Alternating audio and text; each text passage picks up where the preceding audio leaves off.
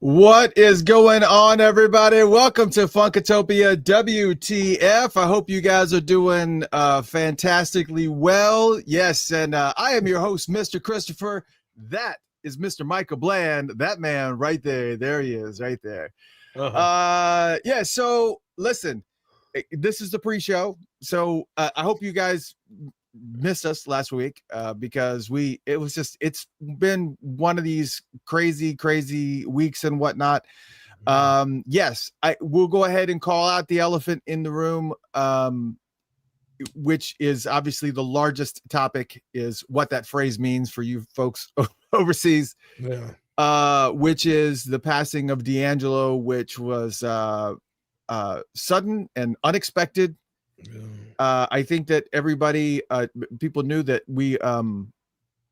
he's been a very private person, and I don't know what people close to him knew and didn't know, but we are going to spend some moments talking about D'Angelo, and so wanted you guys to know that we are going to hit that topic after we speak with our special guest who is in the house, and then we'll go into that, and then we're going to talk about controversy as well, which celebrates its 44th anniversary. 44th anniversary. Still good. Yeah, it's still an amazing album, and yeah, the news about D'Angelo is just so overwhelming. It's totally unexpected. He was only 51. So it's really difficult for me to fathom. We're not going to get into it right this moment. Just because we need to kind of work our way into it. I don't feel like it's appropriate to kind of go right into it. So, and I want to kind of, keep your spirits up. We've been gone for a couple weeks, so we just kind of want to put your spirits in a good place. And then we'll take a moment to reflect, and then we'll do that. So, Michael, how you been, man? What's been going on the past couple of weeks? Well, I'm just doing what I can to get ready for, some things I got on the calendar. We don't have to get into all that right now, but I just, I have my band Revelation, and, I'm still involved in pre-production, basically. Yeah, it's gonna be good. Set, December 6th at the Varsity. It's gonna be returning the page, man. We're going elsewhere. Oh man. So that I did some recording for a guy named Dan Webb today. He's an Australian artist / record producer, and he's friends with like Portishead and people like that. Wow. And I've been doing some just like recording actually down at Soul Asylum's. We call it it's the little demo studio rehearsal space. Not black gold, but black mold, ladies and gentlemen. kind of like the Dungeon Family here in Atlanta. Exactly. Yeah. Same thing. It's like we record, we rehearse, we do whatever demo, whatever we got to do down there. And sometimes I use it for freelance recording for certain people who have the budget to hire me. So yeah, that's what I did this afternoon. And the whole time I was trying, my phone was on silent. And I kept seeing all the stuff about D'Angelo popping up on my phone. And I finally stopped and just looked, and it was like, wow, man, for real? Yeah, I was dealing with I happened to go to Sam's Club because I switched from Verizon to T-Mobile. And I was and I'm still waiting for the quote unquote rebate for the phone. So I was dealing with all that, and I'm like off site. And then Ancheska texted me and told me, and I was just like, oh my God, And of course the news had been out for, I guess, a couple hours, but still, I know a lot of people, get some of their music entertainment news through us, but typically anything that I distribute normally has some tie to Prince in some form or fashion, and obviously D'Angelo did. And again, I don't want to use up all the little content tidbits that I want to discuss until we get to that section. Listen, I got something to say to you. I'm like really disappointed. I'm just gonna go ahead and just say it. Twice we text all the time, but twice I said to you, we have a really great guest coming on October 28th, 2 weeks from today, 2 Tuesdays from now. I didn't say nothing, and I was like waiting for you to ask. And then 3 days passed, and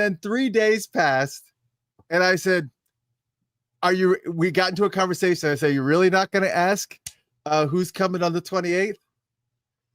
Well, didn't ask. Before you tell me, I was trying to figure out whether or not I have to have rehearsal that evening. I might be free in the evening, but I can't figure out whether my rehearsal is going to be in the afternoon or the evening that day.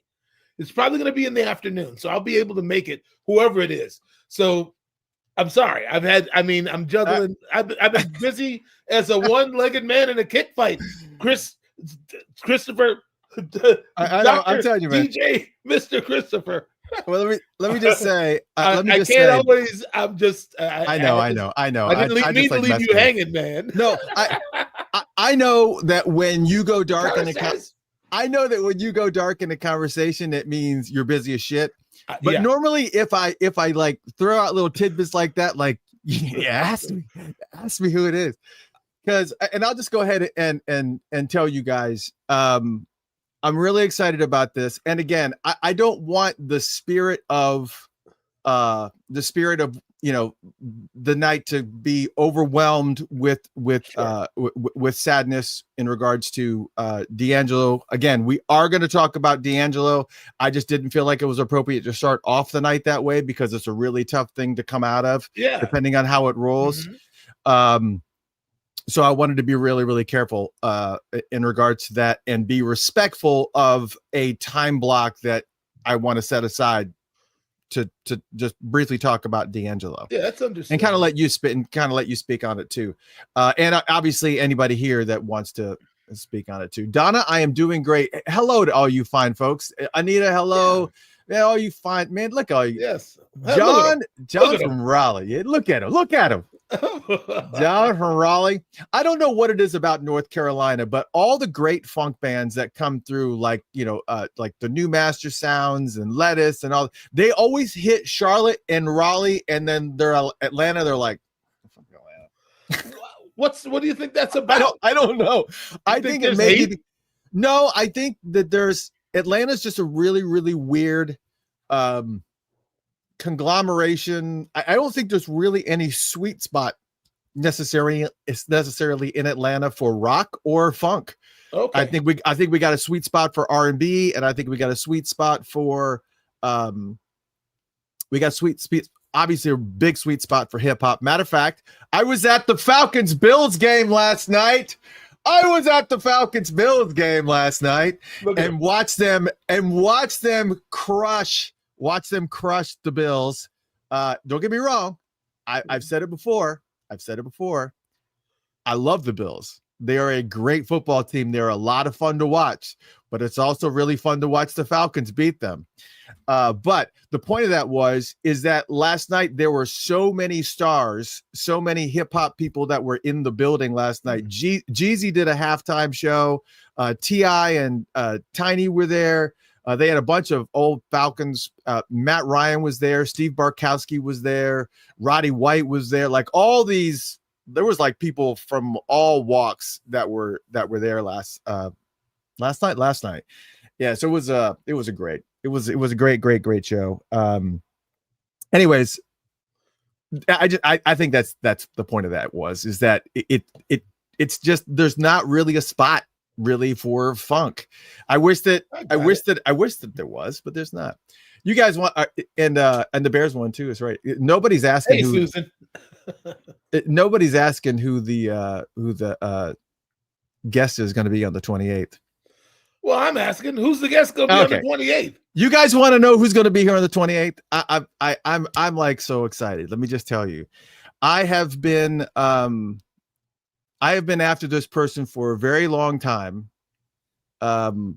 She is. I'm like really, really excited about it, and I just okay. I'm just going to just say it, ladies and gentlemen. 2 Tuesdays from now, on the 28th, right here on Funkatopia Live, Lisa Coleman's going to be here, right here. Lisa is going to be here, right here on Funkatopia Live. Yes, sir. Yes, sir. How? Look at him. Look at him. How did you do it? What did you? Okay, look. You know, I've been working on Wendy and Lisa for a very, very, very, very long time. And I've been talking with Lisa on and off for months now. And finally, she agreed to come on. It's just her. It's not Wendy. It's just going to be her. All I need is her. But who knows? But who knows? Wendy, Yes. Wendy may decide to attach herself, depending on how the decision goes. But yes, Either one. yes, Lisa Coleman is going to be here on the 28th. So I can't miss that. So mark it in your calendar. Michael might not be here because he's got to practice. The Revelation gonna have to wait. In this case, I'm gonna have to go with the Revolution just for one evening. Yeah. Well, at least. and one of the things that I wanted to talk about with her, and I wanted to make very, very, very clear, while obviously there's going to be plenty of Prince stories that are going to be in the mix, I really want to focus on Lisa and the Wendy. Like literally, I'm Wendy and Lisa fanatic. So I want to talk about her writing. I want to talk about it's going to be amazing. So yeah, it's going to be fantastic. Incredible, man. Yeah, it's going to be great. So be sure that you guys tune in October 28th. Lisa Coleman's going to be in the house. Cat Daddy, you pulled it off, man. Yeah, man. Yeah. Well, I'm working on that. You got my big toe shooting up in my boot now, man. What the Lord? All right. Well, I think Danny, I don't see you on camera. We do have a special guest tonight, and I do want to bring him in, and there he is. I do want to bring him in. So let's go ahead and start the night. Obviously, we're doing a little bit of a pre-show right now, but tonight we have on top of talking about the 44th anniversary of Controversy, which we're going to be talking about. We're going to be talking about the album Controversy. Obviously, as I said, we're going to be spending time talking about D'Angelo as well. But to start off the night, I wanted to start it up with a little bit of a up note, and that up note is the one and only Danny Bedrosian, who many of you may know as the keyboardist for Parliament Funkadelic. He has been Parliament Funkadelic's keyboardist for many years, 20 plus years. I think it's been a very, very long time. And he's got a brand new book that's going to be coming out. And I love having him here because he is, I don't know if you guys have even gotten this book yet. Where is it? I know it's here. Here it is. I don't know if you guys have picked up this book, but this authorized P-Funk song reference is the official canon of Parliament Funkadelic 1956 to 2023. And it is literally the encyclopedia, the authorized encyclopedia for all things Parliament Funkadelic, P-Funk style. And it is amazing. And guess what? There is a brand new one coming out. So without further ado, let me bring in the one, the only Mr. Danny Bedrosian in the house. Bring him over in there. There you go. Look at him. Look at him. There you go. Look at him. Look at him. Look at him. What's up, fellas? Danny? What's happening? What's up, Mr. Bland? What's up, Mr. Christopher? How you guys doing? Man, we're doing good. And you know what? I forgot to talk about this, is that Funkatopia was very, very integral in this book happening. Believe it or not, I will toot horns, but because I know that you had written this and you had so much going on, and you were having some difficulty finding somebody who was willing to buy in, and I said, we got you. And man, it was so good to see it in print, and thank you for the shout out in the book too, man. And this book is awesome. For those who have not picked this up, definitely pick it up for sure. It is an amazing canon for sure. Thank you. How you doing, man? Man, I'm good. We just we got off of a little Pacific Rim tour. We were out for like a month and a half, and did, Japan, Singapore, Malaysia, Australia, Hawaii, and then a little bit on the West Coast before being home for like 16 hours and then driving up to Boston to do some book promotion stuff. So some shows, in promotion of the new book that I got. Right. This guy right here. Yeah. Oh boy. Yes. Yeah. So let me. There was actually a couple new photos that you sent me too that I was curious about these new photos, but we'll talk about those in a second. But yeah, let's talk about the book right now. And we got a couple great shout outs as well. But this new book is called "Make My Funk the P-Funk," and it literally tell people about what this book is about, specifically around 1975 and what's all involved in this book. Yeah, so aside from this being the 70th anniversary of this band, 1975 represents the 50th year since the 3 Watershed albums that were released. Chocolate City by Parliament, Let's Take It to the Stage by Funkadelic, and last but not least, Mothership Connection by Parliament. All in 1975, all in an 8-month period.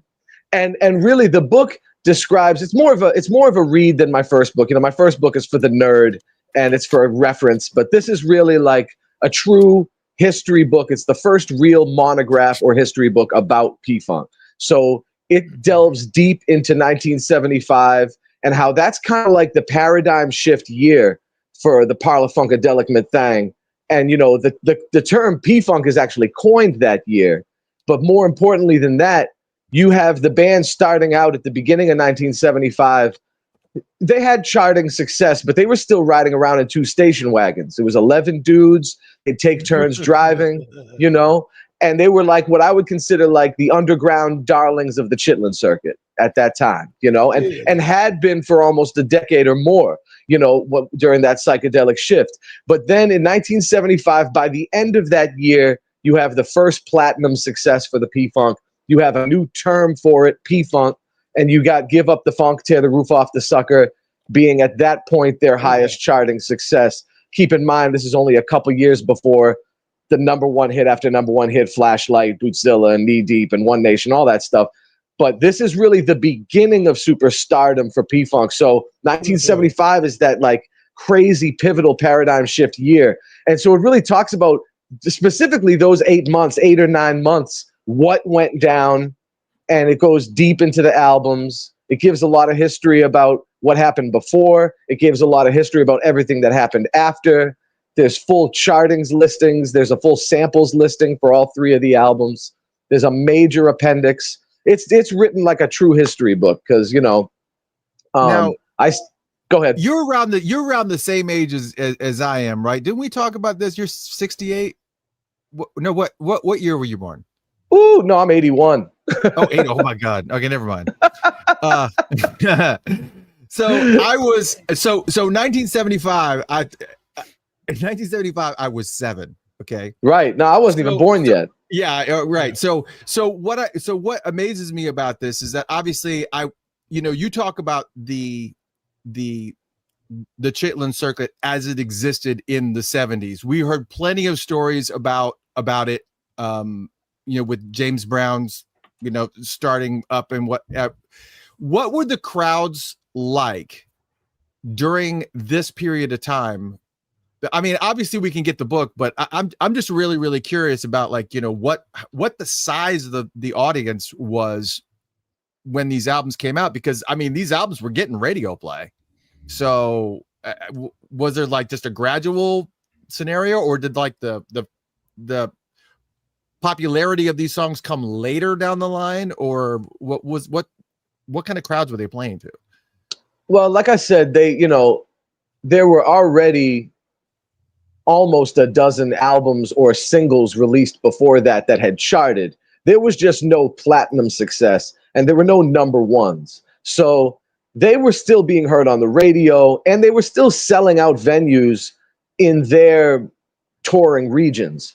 It was with the superstardom and the success after Mothership that brought them into a much larger audience, a broader audience, more outside markets. But they were already going overseas and stuff before that point. So it's important to point that out. They were already going to the UK and Europe at the end of the 60s. very beginning of the 70s. So, but they were just so, there was a whole period when it was just Funkadelic and they were releasing Funkadelic albums. It was very album oriented. It wasn't really about the singles. If you go back a decade before that, it was very much about the singles when they were the Parliaments, but it's starting to shift back into that singles market again in this story, where at least the albums become as important, but now there are these hit singles that are hitting the airwaves. But you have to remember, they're doing stuff like the 20 Grand in Detroit, the Sugar Shack in Boston. These are famous clubs, and their kind of trajectory, or like the geography of where P-Funk would play, it was the largely African American cities of like the what you call the Rust Belt or the Great Lakes region, or that part of the Midwest, coupled with a lot of the more predominantly white colleges in like Boston and New Jersey and places like that. And and Canada was an early audience for the Parla Funkadelic thing. I wouldn't have guessed that. That's weird. It was a big one, especially because the band lived there for a time. When they recorded America Eats Its Young in 1972, they were living in Canada. So there was a lot of sort of crossover there. But of course, Detroit being the place where they recorded a lot of the stuff, starting at least in the middle of the 60s, that was always, stuff would hit there and it wouldn't even hit in other cities. But that sort of gives you an idea of where they were at the time. And they were very much, like I said, like underground darlings. Like they definitely had a huge cult following. They were definitely followed all over the place. And it was, as George would even describe, like hippies and cults and like those type of folks, they were doing the acid tests as early as the early to mid 60s, before a lot of people even talk about that stuff. So it's, that was sort of where their audience was at in those days. And, a couple of the guys even speak to how it was very much an influence, or they were speaking to the Vietnam vets at a very early period. Like those were that was like sort of their audience at a certain point. And people don't touch on that much on a historical level, but it's an important thing to kind of look at. And so that, Christopher, is where the band is at right before the albums in question, even the first two. That's sort of where the group is at. And I highly recommend people check out, there's a Sugar Shack show from Boston from late 74. And it's those like 11 guys. And it is so nasty, very rarely heard, but you can find it. You can find it out there. And I always talk about, I talk in the book, that moment before the beginning of commercial superstardom is usually the peak creative output. And man, if Let's Take It to the Stage and what they were doing on the stage as well at that period isn't evidence of that, I don't know what is. So it's a really exciting time. Even if they didn't blow up right after that, it was a really exciting time for the creative genius that was flowing out of this thing. So it's a really important kind of moment to be talking about. Yeah, I mean, it's obviously, the band is legendary. I mean, there's like no doubt about that. Can I say something? Yeah, go ahead. Danny needs it. Do you have your own radio show, Danny? I do. I have a podcast by myself, and I have one with George. We do one together too. You're incredible, man. You got it. Thank together, you, brother. Man, I never heard you just go like that. I'm like, you sound like a professional, like Casey. Well, Casey Kasem, he's my great grandfather. You were hitting it, Thank you. Yeah. I appreciate that, sir. I enjoy listening to you speak, man. Oh, thank you. I appreciate that. So is there an audio book in the future? It's already, yeah. Well, okay, I need to do my own. Yeah, they've already hired somebody else to do the Audible version, but I definitely need to do one too. It should have been you. It should have been you, man. You know who they picked, Christopher? They picked the same guy who reads Dwayne Tudall's books. Oh, I don't even know who reads Dwayne Tudall's books. I forget his name, but that's who they chose. Is it somebody touched by Rowan Littlefield or whatever? The book. I'm not sure. I'm not 100% sure. It might even be somebody from Bloomsbury, because the company that Dwayne and I are with, Roman and Littlefield, got bought out by Bloomsbury this year. So this book is officially on Bloomsbury now. It's still operated by and worked, like they kept all the Roman and Littlefield people. You know, I think Bloomsbury bought them because Roman and Littlefield was doing very well. You know, I think they just like, don't break it, you know, don't, you know, if it ain't broke, you know, don't try to fix it. So, so they left all those people. So it's the same people that Dwayne and I have been working with, but it's now just a bigger publisher with more distribution. So that's really good. Man.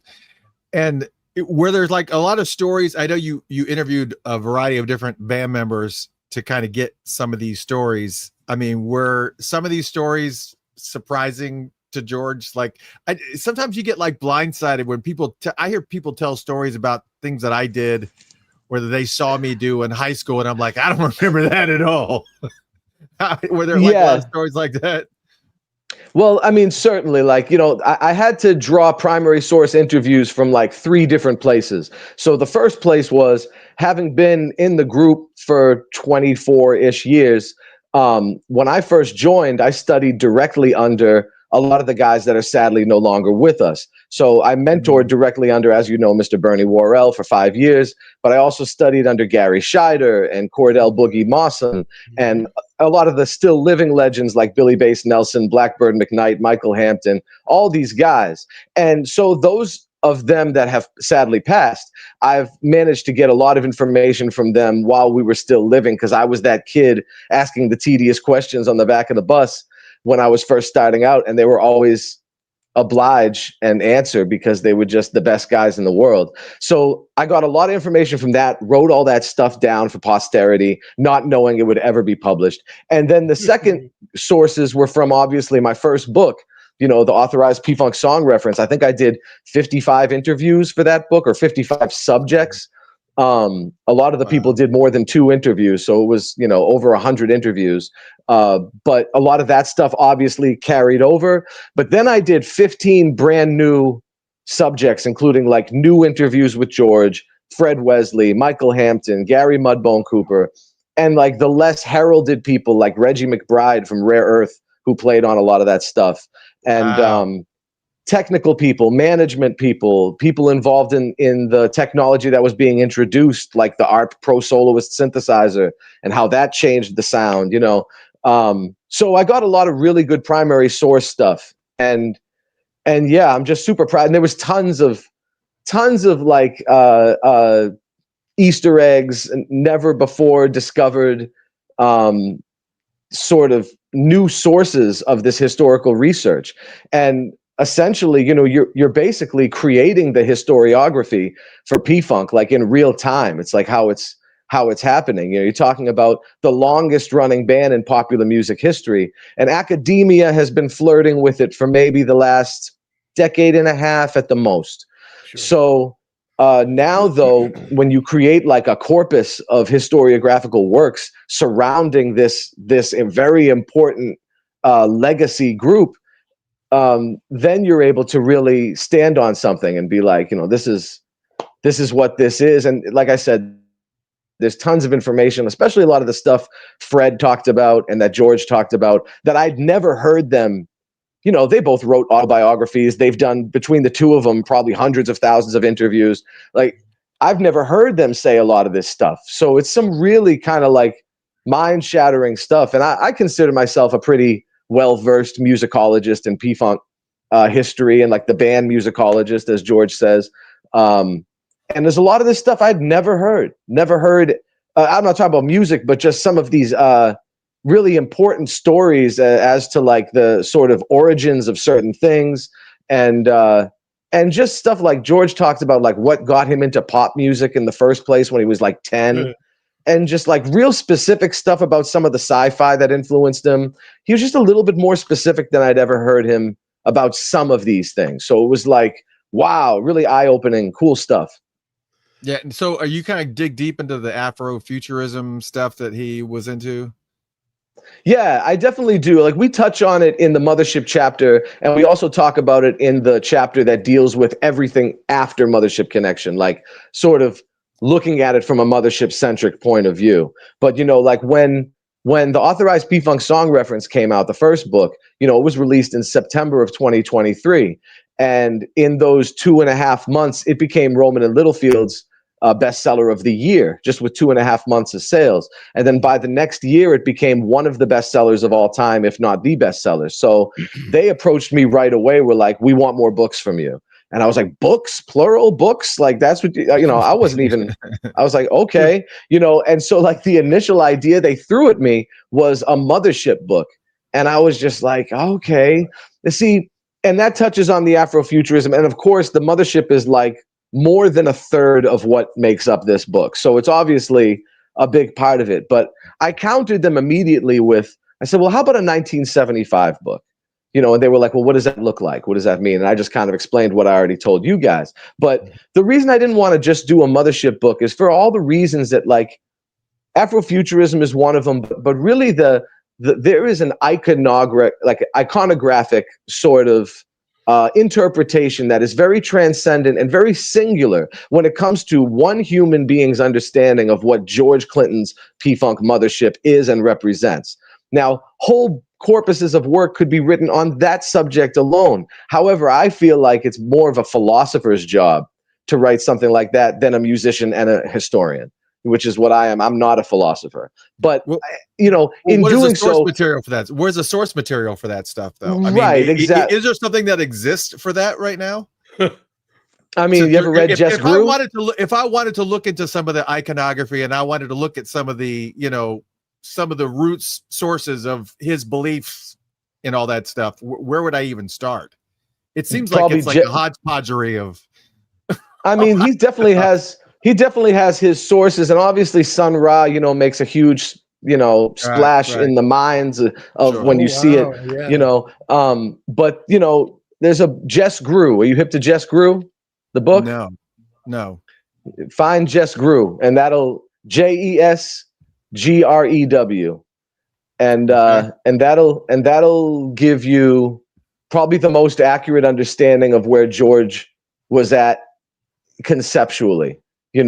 I think if you marry that with like the Bible, Abby Hoffman's writings, William S. Burroughs' writings, Jess Grew, and Sun Ra, and Smokey Robinson, you got a pretty good idea of George's kind of cultural haberdashery, or his iceberg, of Afrofuturism. But again, like I said, everybody has their experience. Oh, when I first saw the mothership, it did da da da da da. I just did an interview with a guy on a radio show in Texas earlier today, and he was talking about the 4 times he saw the mothership in 76, 77. The 4 times, and how each time what it meant and how it was different from the time before. You can't write that kind of stuff. Like I said, a philosopher is more suited to that kind of book. So I immediately countered them with like, 1975 book.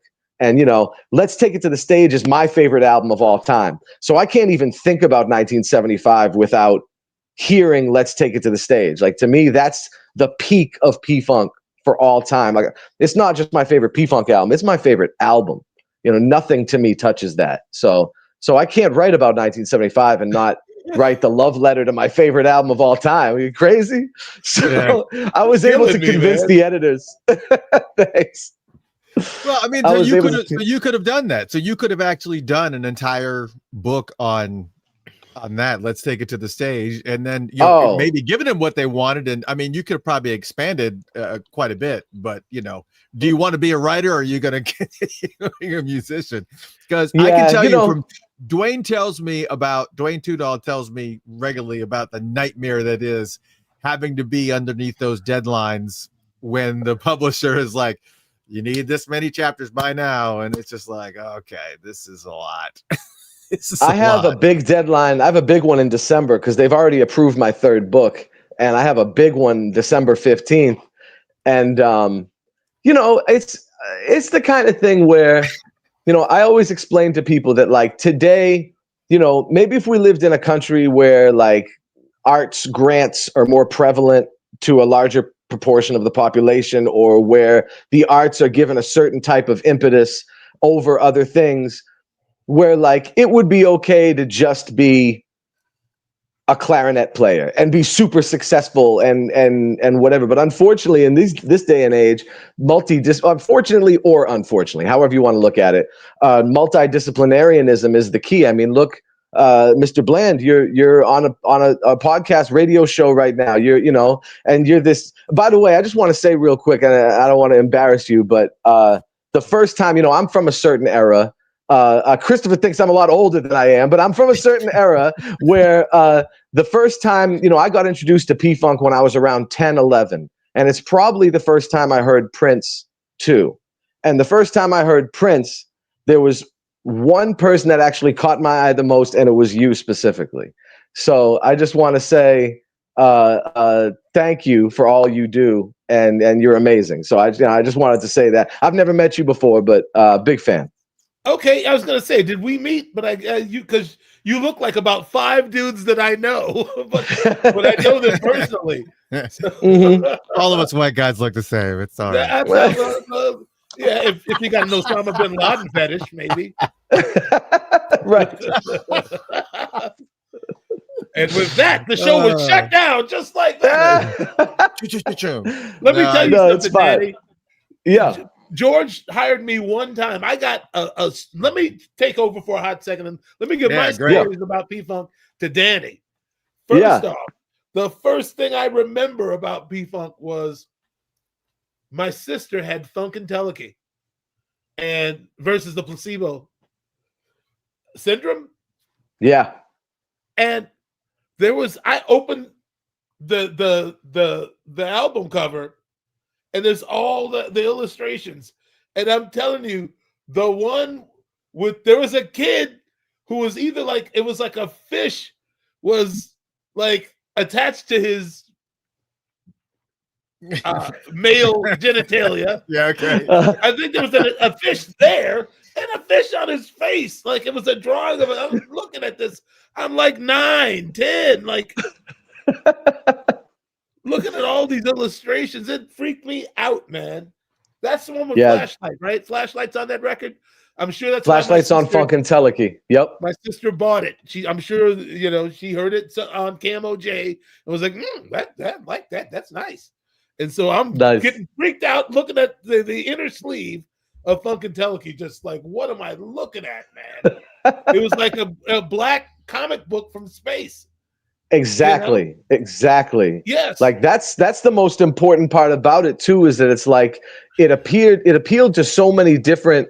Again, it's that multidisciplinarian thing. Like it wasn't just music. It wasn't just concepts. It wasn't, it was the comics and the art and the fold out this and the everything, and the theater and, so. Experience. It's an experience, man. Yes, exactly. Same with Prince. It's like, who is this little dude who comes out gender bending directly, like presenting as gender fluid in 19, 80, yeah, exactly. Basically. Yep. He's a little more manly before Dirty Mind came out, and then he just let it all hang out. Like, listen, I'm just this freaky thing, man.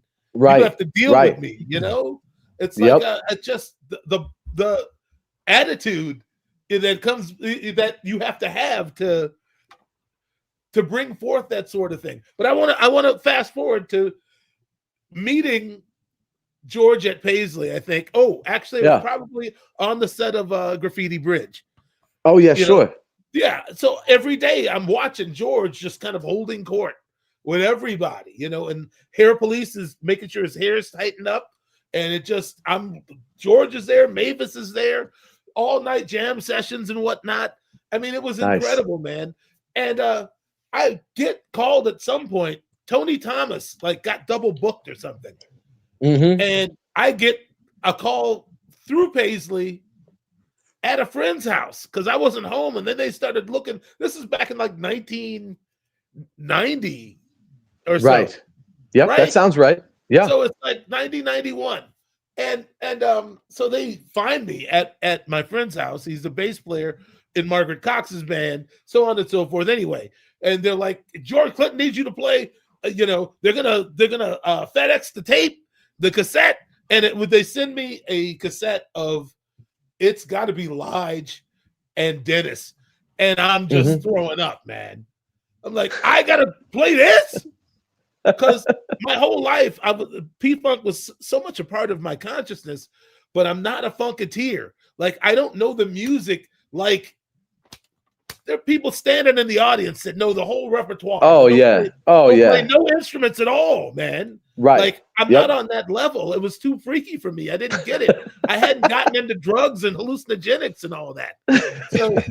So I appreciated it from afar. And I think by the time Knee Deep came out, it was like, oh man, all right. Well, I got it now. It's the continuation of the James Brown concept, but just in space. More or less. But what really impressed me as I started going through the records was the musicianship. Tiki Fullwood was a bad dude, man. To me, drums begin and end. Yes, he was the baddest. Like, to me, that's the baddest pocket of all time. Like, I can throw some songs out there and just be like, I don't know if that's ever been matched in just sheer pocket. His foot and where he put the backbeat, stupid. And his 16ths on the hi-hat, all of that, just nobody touched that. See, man, this is what it is, man. I'm sorry, you stimulating an area of my brain because I need to say this, because when I get all the way into music, as you could see, I could see myself on camera, but usually it's me just kind of losing it on the inside because music makes me so excited, man. The cats that I run with, music is more exciting than anything, man. Just talking about it got my blood pressure up. You know, I'm telling you, man, it's music is such a gift. It's such a thing. And man, George, how do you even explain a George Clinton? I know he's an institution within an institution. And it's just like everywhere, everything he touched did something. He just he was they call that being a positive nuisance, I think. Right. He's like, he just won't quite go away. He's not even cutting right now, but his music is still doing this. You know, anyway, I got to learn all these Dennis Chambers chops and whatnot. I'm trying to get it all. And Gary and George are turning around at every turnaround. They're turning around and going, "Come on, man, doing this. Come on." So I'm, 20 years old trying to play like Dennis. Yeah, I'm like, man, Blackbird was playing guitar. Cordell was on bass. Lil Roger Troutman was playing keys. Malia was there. Gary was there. Peanut. The whole group, man. We played Night of the Thumposaurus people for sound check. It went like 30 minutes. Nice. So that is my experience with and then I guess I'll just end with Prince played Billy Jack Bitch for George, and he said, "Is that big old nasty mother, on the drums?" "Oh yeah, all right." Prince couldn't wait to George called you a big old nasty mother. All right, Prince. Yes, thank you. I appreciate it. That's awesome. That's compliment so cool. of the highest order. Exactly. Of the highest order. You already know. Yep. That's so cool. Thank you for sharing that. That's amazing. Yeah, man. Nobody knows. I was like 20, and it was like a Wednesday at the Glam Slam, new club. Yep. P-Funk played. There was like 200 people there, all and singing all the words. I'm asking Blackbird. I said, "When's the turnaround come where you go back on Knee Deep?" And we're playing. And he said, "I don't know, man. I'm not sure." And then right before it happened, he went, and I caught it. Like right here. That's when it happens. So it's a deep gig. A lot of people, I think like a lot of lay people, they look at it from afar and they're just kind of like, "Oh, it's the party or whatever." And I think the sheen is that.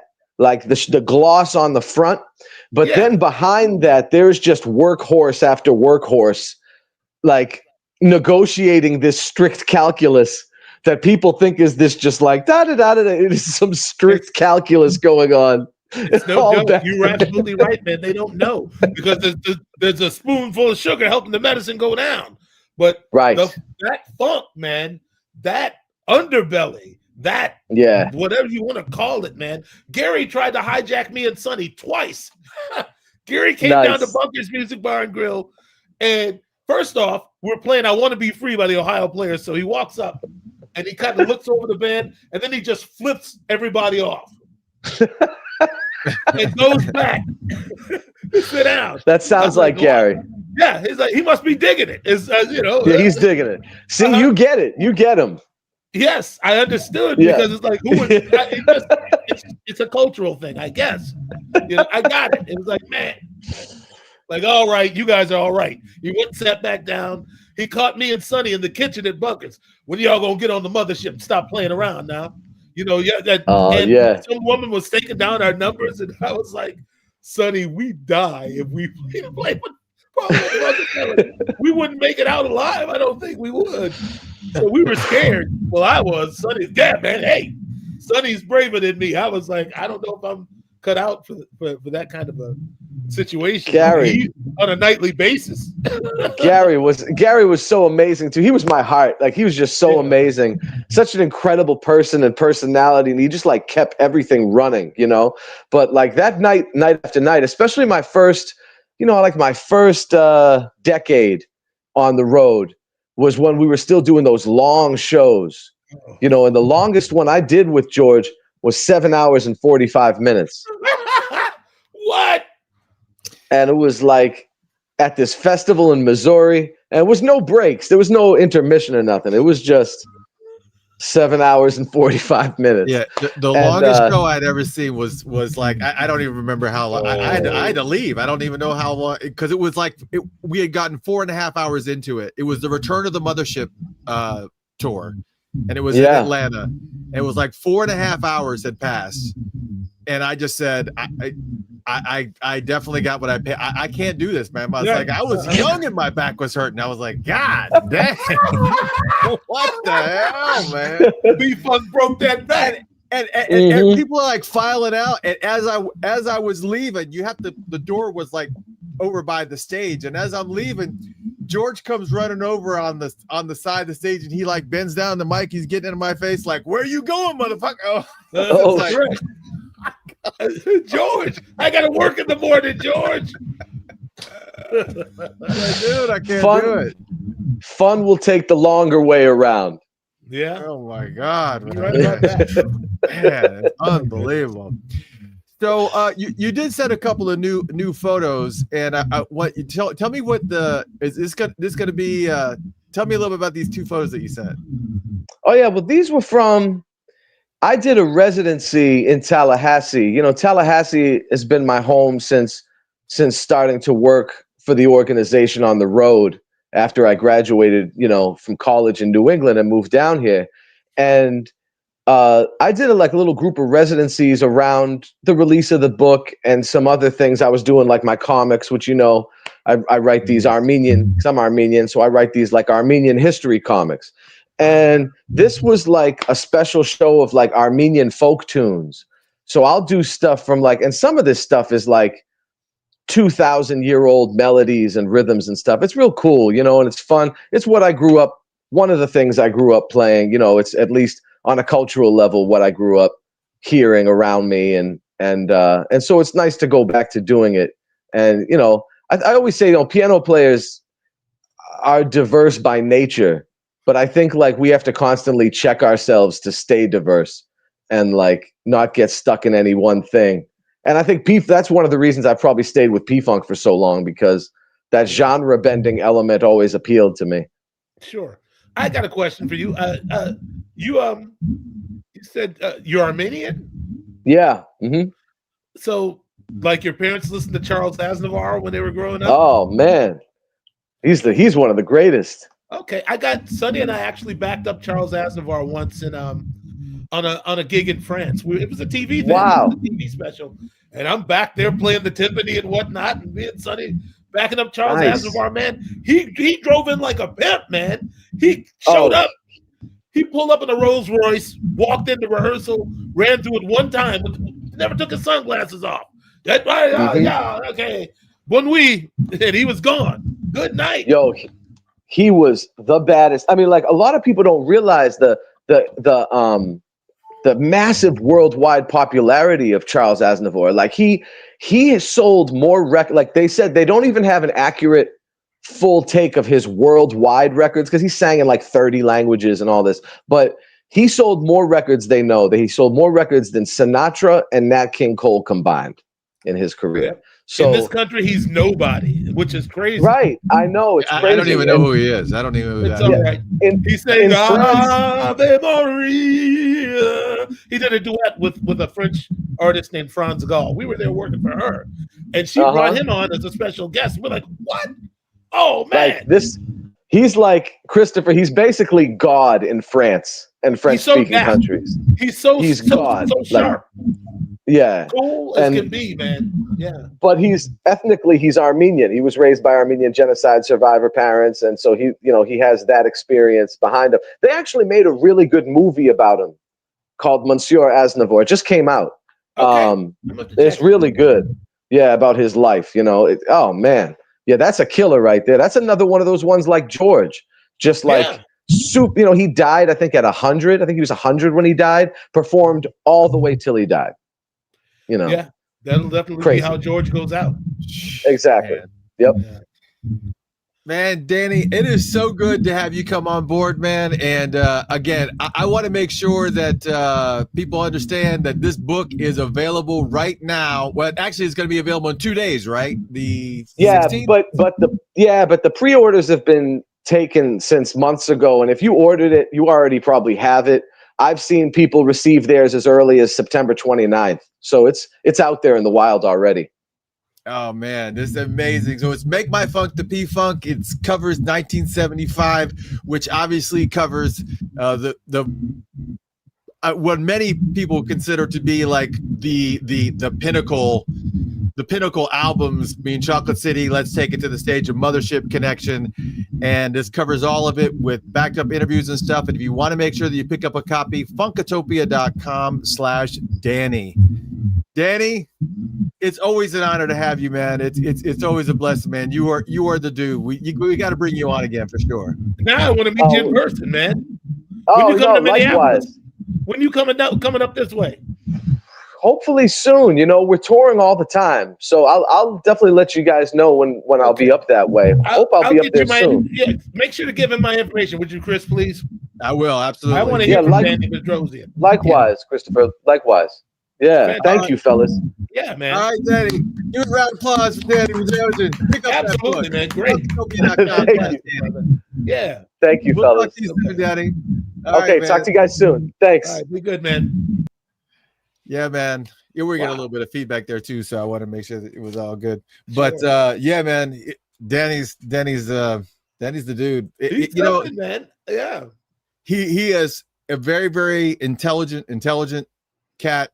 And you were talking about Funkadelic, and for some reason I thought I had that one down, but I do have Cosmic Slop. And you're right. When you look at the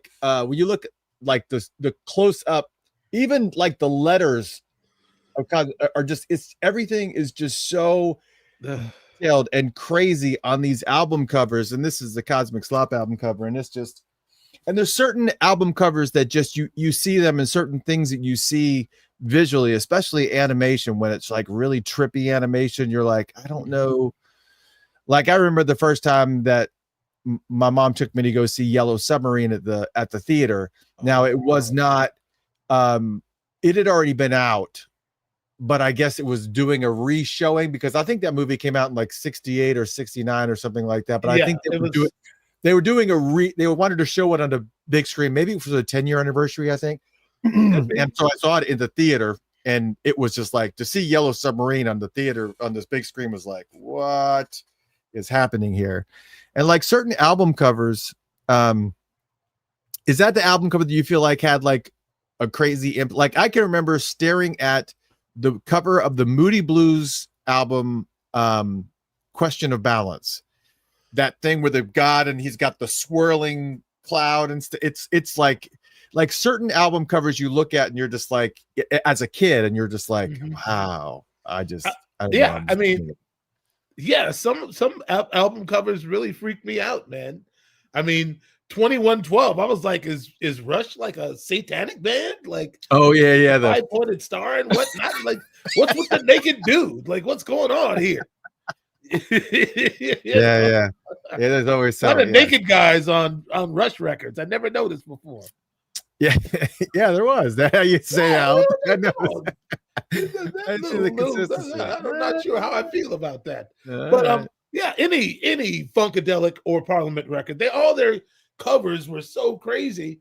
But I'm thinking about it now because my sisters also had they had Honey by the Ohio Players. So I was Oh yeah, I all was the learning a lot just going through the record collection. yeah Ohio Players definitely had some very Woo, they had very simplistic album covers, but as a man, you looked forward to the Ohio Players albums when they came out because it was always something. There was always something. It's like, all right, there, okay. All right, so. Yeah, it was great to have Danny Bedrosian on the show. Again, go to funkatopia.com/Danny. I know a lot of you guys want kind of we're very, very disappointed with the passing of D'Angelo, which was a obviously what's really shocking about it is that he was only, hey dear. This is my youngest, by the way, Jaden. She typically comes in and says hello. Hello. It's a senior. It's going to be doing her thing and whatever she's doing right now. What are you doing? I'm going to Walmart. Oh, you're going to Walmart. Okay. That's a horrible segue. Thanks, dear.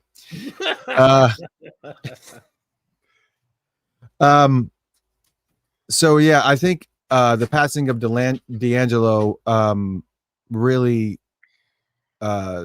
took a lot out of people. I was shocked because again, I was off site, and so when I got word of it, I was shocked because I really didn't know that anything was necessarily wrong with him.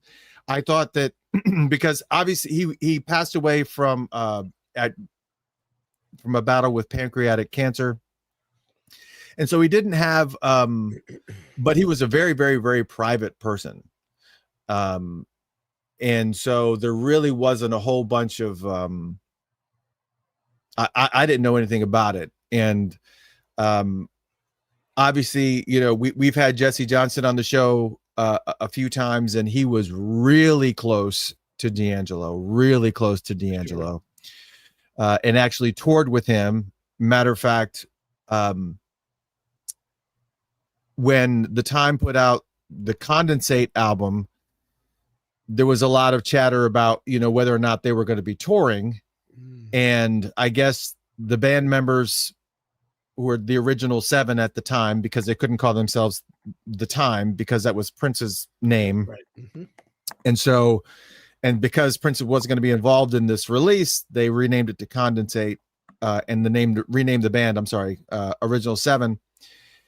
And Jesse was like, okay, we got the new album out, we got traction, we got, you know, the things that let's hit the road. And the band, I don't know what was going on. I don't know all the intricacies of everything that was going on, but D'Angelo was asking Jesse to come on tour with him, to go on the road and do a tour. And Jesse was like, all right, I'm out. I'm gonna tour with D'Angelo. So, and a lot of people got to see that tour. I unfortunately was booked on a gig. I was DJing a gig, and I couldn't see that. I didn't get an opportunity to see that show. I wish that I would have, because that was the last time that I believe that he was here in Atlanta.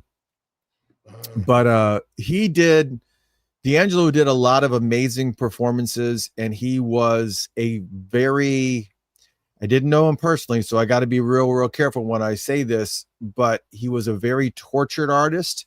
He came across that way to me. Like he was one of these artists, very, very similar to Jesse in a lot of ways, where, you know, he's constantly writing, but he's very, very, very, very particular about what he releases to people and what he lets people hear. And so it's pretty tricky. It's a very, very tricky scenario.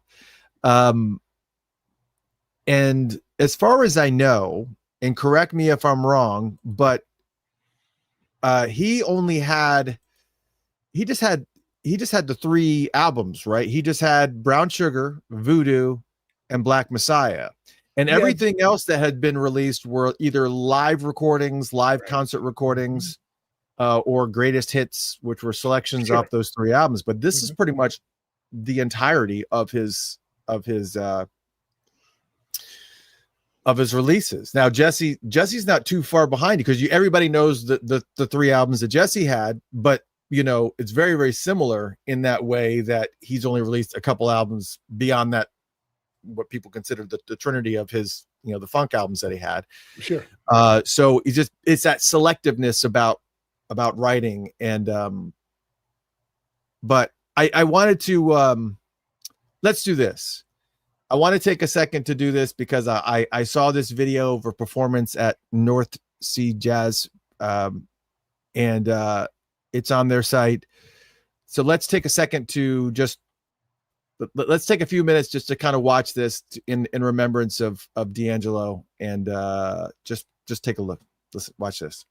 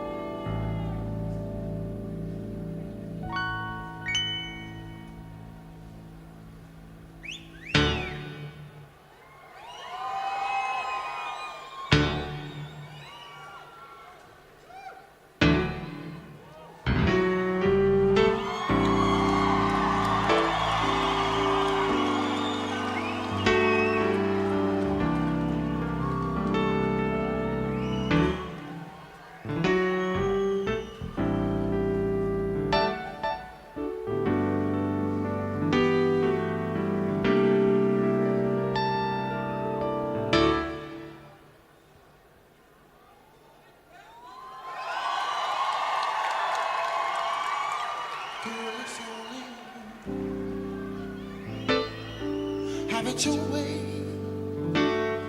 and if you want, you can decide that if you have me, I can provide everything that you desire, baby. Say that you get a feeling, the feeling that I'm feeling. Sing it with me, y'all. Baby, to me, baby. So you already got me, but you want me, baby.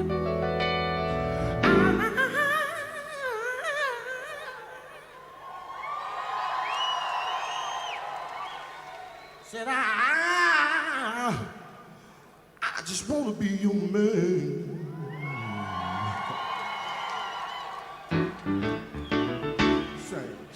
How does it feel? Can you help me sing that? Help me.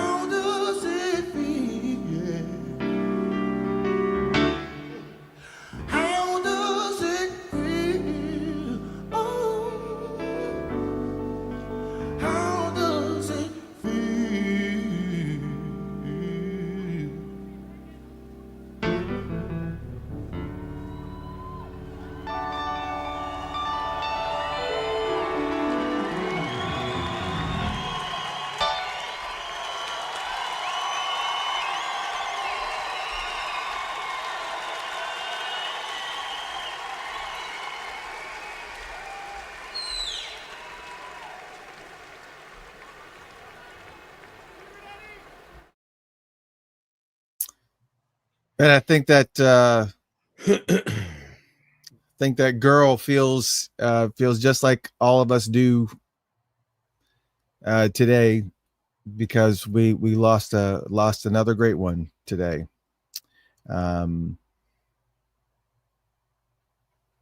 It's tough to see somebody that younger than we are,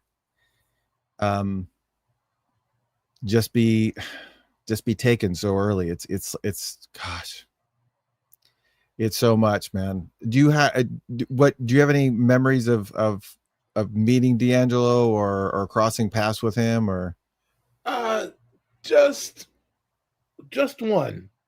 Magoo, James McGregor, who had was my drum tech when I worked for Prince, and had grown up with Sonny and Prince and all those guys. Magoo was a drummer. Is a drummer, rather. Sorry, but he was working for Quest, and he got me tickets to see the show when they came to Minneapolis at the Orpheum on the Voodoo tour. I get in there, me and my date, we sidle in, and I look, and it's like, oh, wait a minute, here comes Larry Graham and his wife. They box us in. I look over, there's Barbarella, there's Morris. Like, we're all in the same section watching D'Angelo take us back to like square A, like ground zero. It was like, man, the whole time I was just like, he's bringing it all back. I mean, of course, I recognize all the motifs and all the, all the setups and whatnot, because that's my job, is to know what I'm looking at. But I'm like, he got it down. It was so tight. I mean, Pino was just, man, he was just slaughtering all night, man. It was really like the closest we could probably get to seeing something like James Brown, in his prime, at that time, we went backstage. I got to Alan Leeds took me and my date back to the dressing room, and we spent a few minutes in D'Angelo's dressing room talking to him and Quest, and they were talking about how they were like I Hate You from the Gold Experience was a song that they had both kind of agreed on as being like some really kind of good stuff. So, yeah. But thank you. Oh, okay, all right. We had a nice little hang back there, and then I run into Pino on the way out. I'm like, when are we gonna get to play together, man? He's like, yes, let's. How? We still to this date have not managed. I thought maybe between Pino and Jeff Lee Johnson, we might have made it work at some point, but Jeff passed, a couple of years before Prince did, Man. Yeah, unfortunately, I never, besides what I've seen and heard, I mean, obviously I've heard all three of the albums. Black Messiah is a masterpiece, but I never got an opportunity to see D'Angelo live. Something I really regret. It's really shocking to me, though, that it's really shocking to me that he only had 3 albums, and that he is held in such high reverence among musicians and artists and singers, and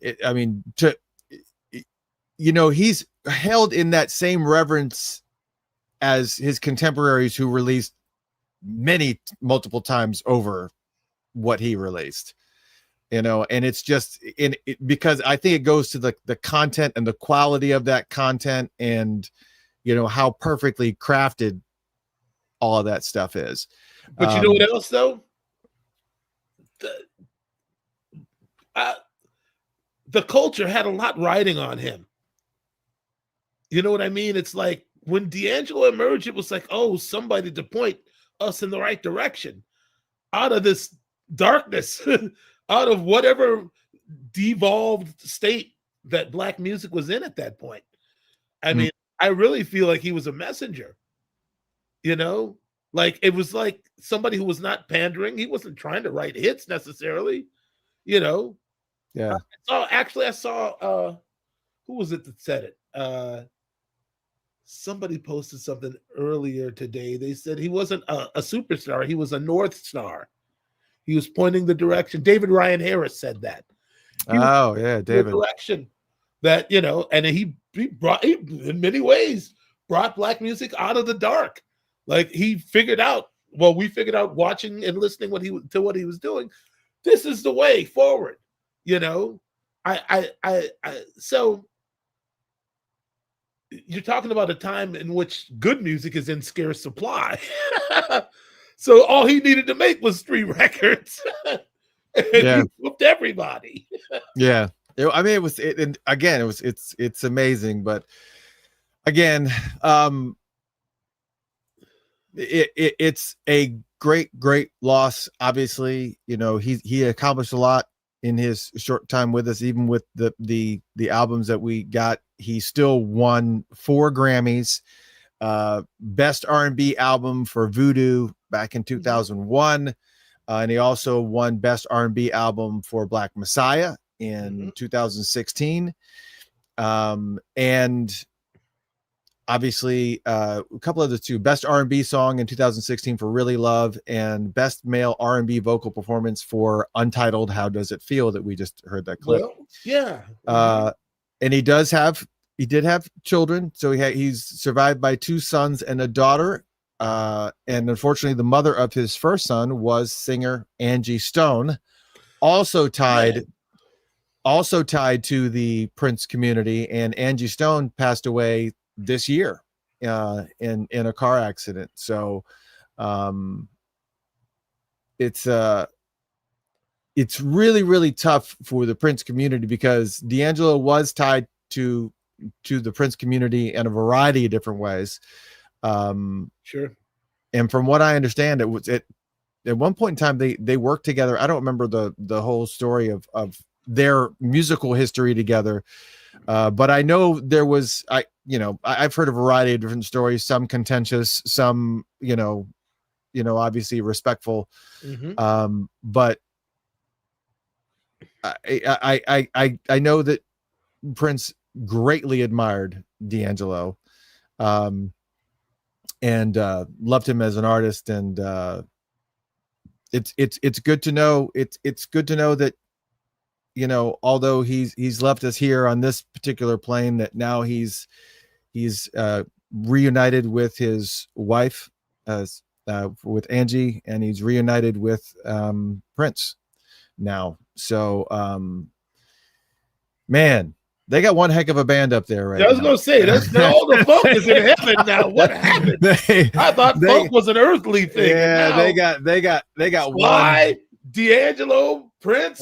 Yeah, it's yeah, they got one heck of a band up there, man. Oof, it's amazing. It's amazing. So Billy Preston, man. Yeah. God, man. Yes, it's so much fun.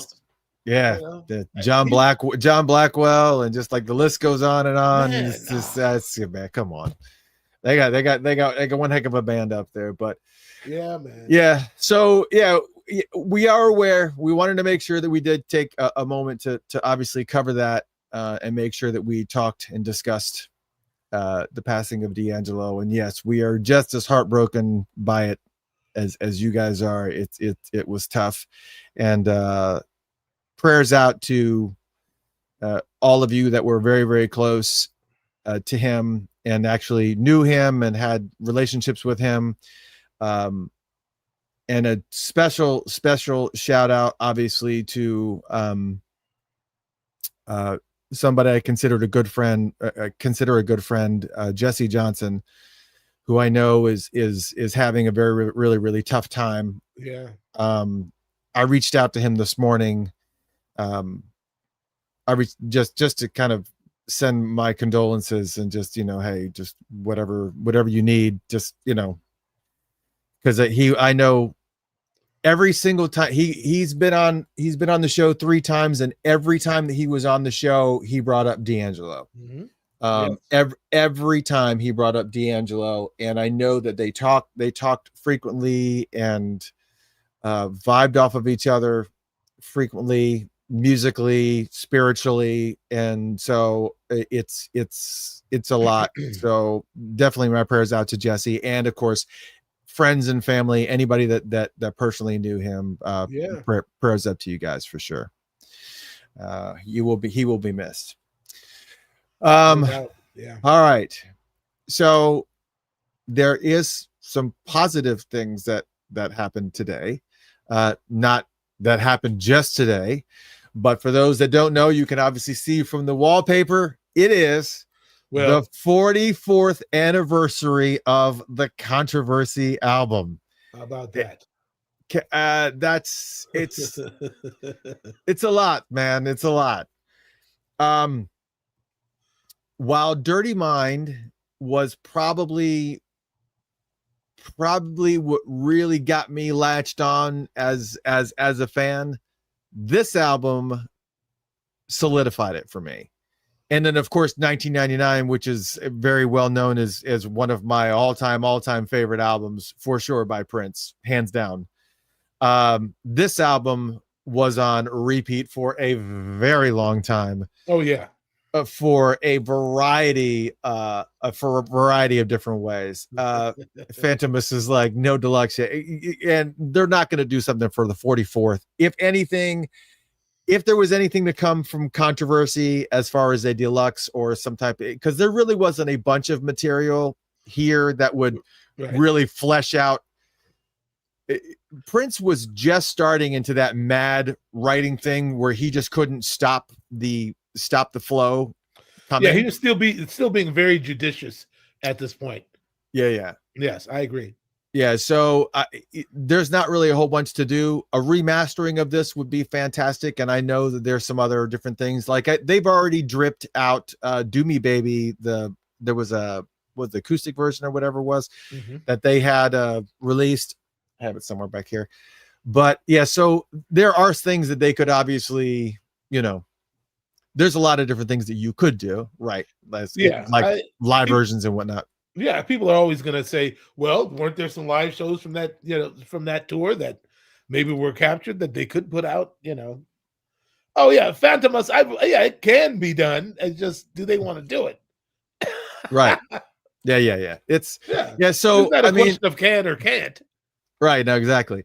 So again, Controversy. We're going to talk. So I wanted to take this last 53 minutes. Probably won't even take that long. Yeah, we don't have to run it all the way. Last 45 minutes here of talking about this album track by track. And I kind of went back and looked through all my notes. For those who don't know, we have album chats. I've done album chats for every single one of Prince's albums, full-blown album chats where I talk about the history of the albums, and I also talk about each of the individual tracks, where they were recorded and some of the stories and whatnot. And if you join patreon.com, you have access to like a lot of that stuff. And patreon.com/Funkatopia, you'll be able to listen to the album chats there. Some of it's publicly available and some of it's not, but you have to be a Patreon member to be able to get those. But patreon.com/Funkatopia. So I went through all my notes to kind of pull some of those things that a lot of people may or may not know about the album.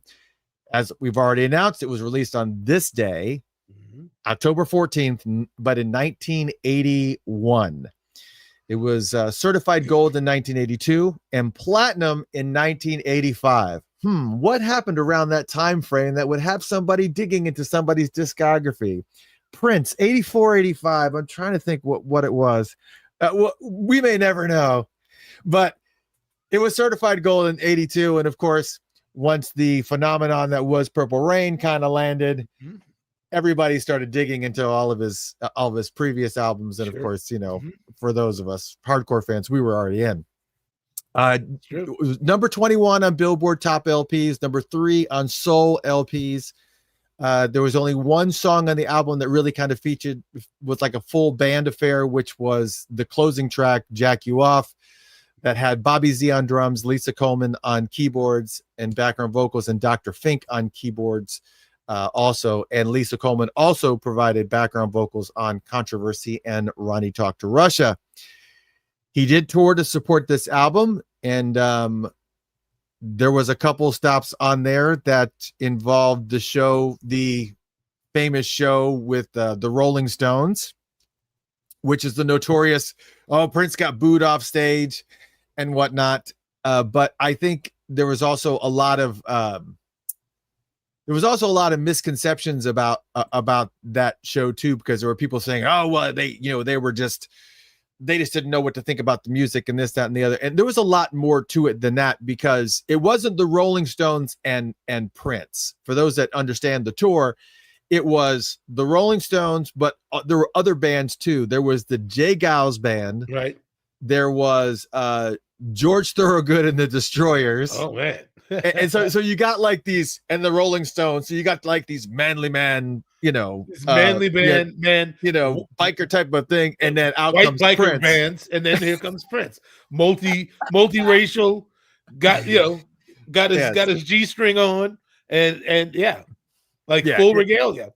Yeah, it's a lot. It's a lot. So, and I had, there was an interview that I'd read with Des Dickerson, and they were saying, he said that it wasn't as violent as people make it out to be, but it was upsetting because they certainly weren't being accepting of what was going on. They were just like, they had already made up their mind, and Prince was a little bit more, back in those days with the swirls and listen, Bobby Z said that somebody threw a package, like I guess he was set up in front of Charlie Watts' riser, and he said it hit the front of Charlie Watts's riser, and it opened, and it was raw meat.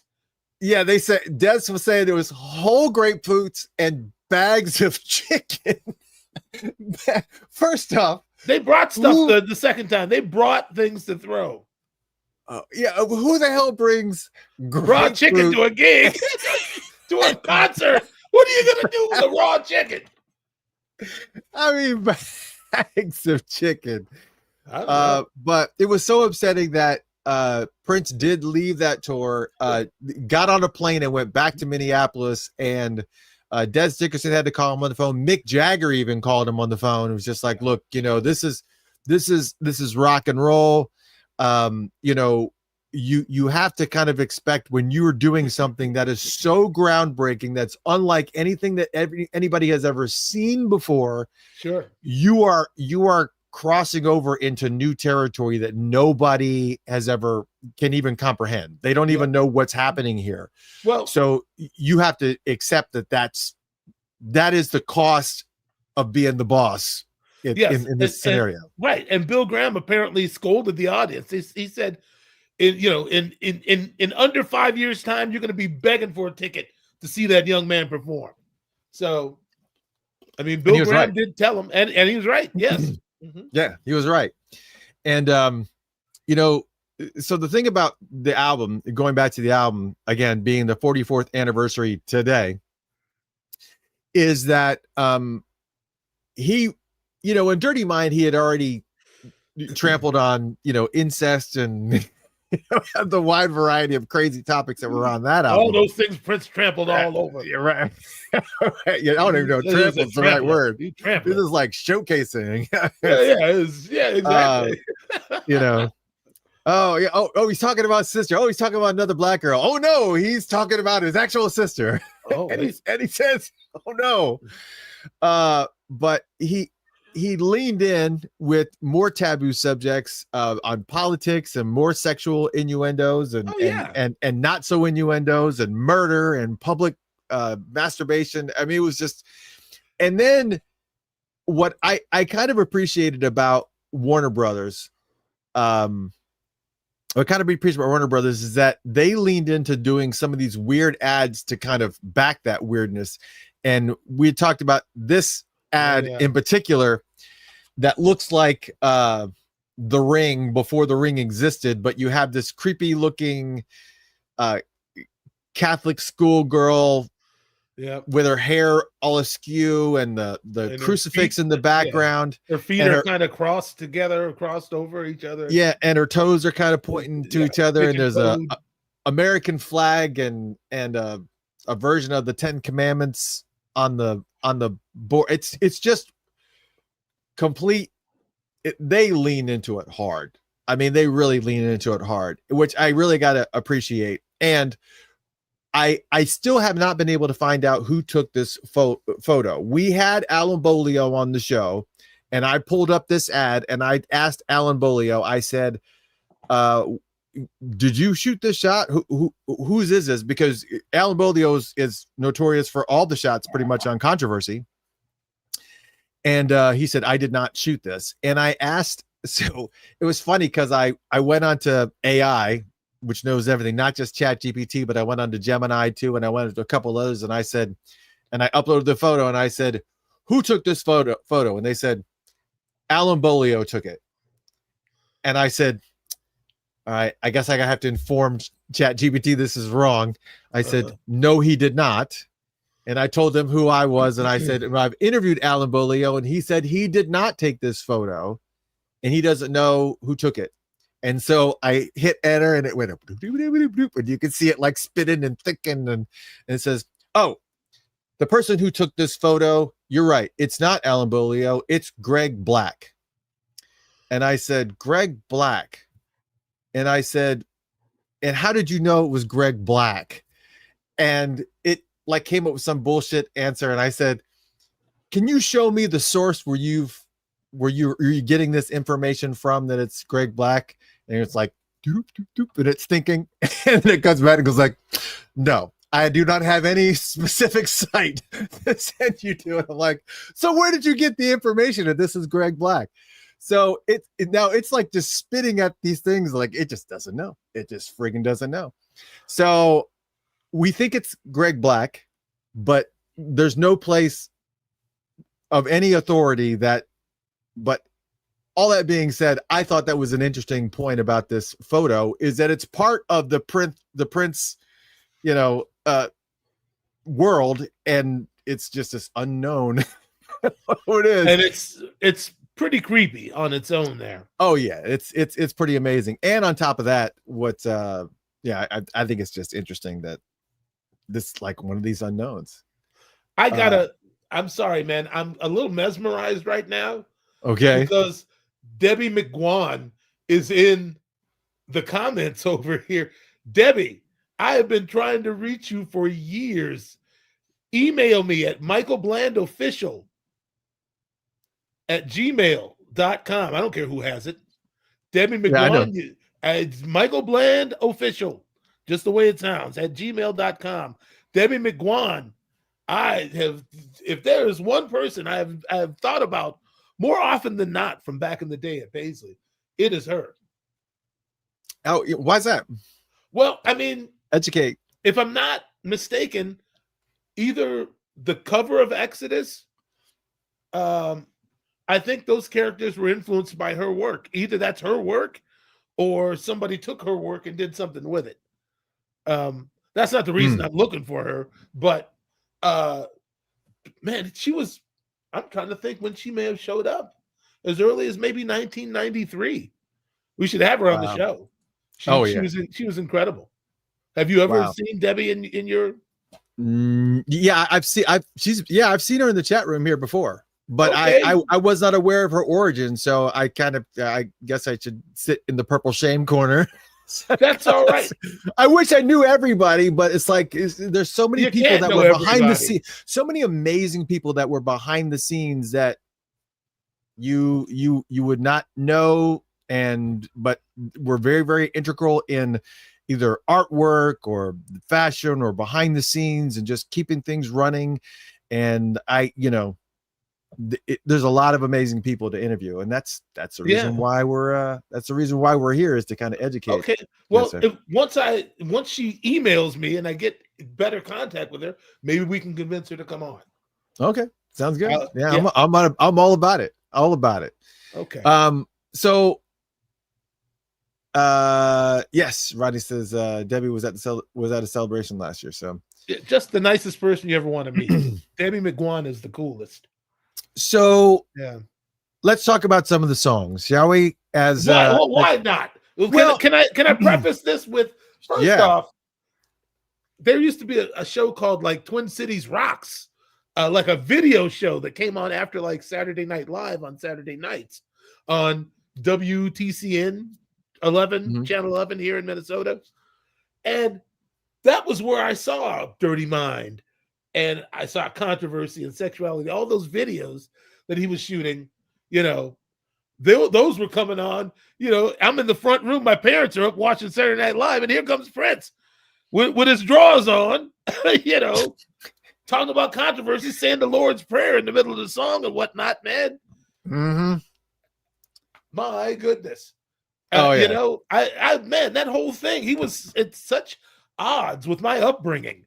It's a wonder that he and I ever even met, man. Oh yeah. So let's talk a little bit about that, because you know, you and I, unlike Danny Bedrosian, you and I are about the same age. Yes. A little throwback joke if you missed early in the show. Sorry. But Controversy as a song is the opening track to the album Controversy. Newsweek listed, I don't know why, they must have been a slow news day, but they decided to do a countdown of Prince's best screams, and Controversy was number 1 on their list of Prince's best screams. This is the first time you hear him do it. On Sexuality. That's the first time I remember hearing him do that. I'm like, what kind of noise is that? Is he making? That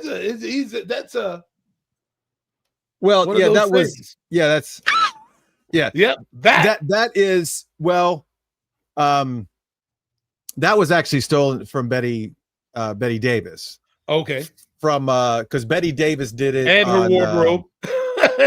Probably in her wardrobe too. Yeah, but I've played that clip. Gosh, I can't remember the name of the song now, but I've played that clip from Betty Davis where she does it, and it precedes Prince's career. This happened in the 70s, and she does it like multiple times, the exact in the song. And it's just like, I don't know if maybe subconsciously he heard it, but he picked it up and he used it. But yeah, Betty did it before him. To be fair, Mavis Staples was talking about Chamon before Michael got to it. So right, yeah, of course. Yeah, Chamon was Mavis. But so, you know, this song just kind of, you know, it sparked a lot of conversations, because there was already people asking, you know, questions about him. Yeah, what is your deal, man? Are you? Am I black? Am I white? Am I straight? Am I gay? You know, and then of course you got the people call me rude. I wish we all of it. Just it's everything about it. But what I found interesting is there was, in Time magazine, there was an article written by a guy named Jim Farber, who the name sounds familiar and I don't know, but I can't place it. But he said about Prince when this album came out, he said, and it seemed enough of a quote that I had to like write it down to read it.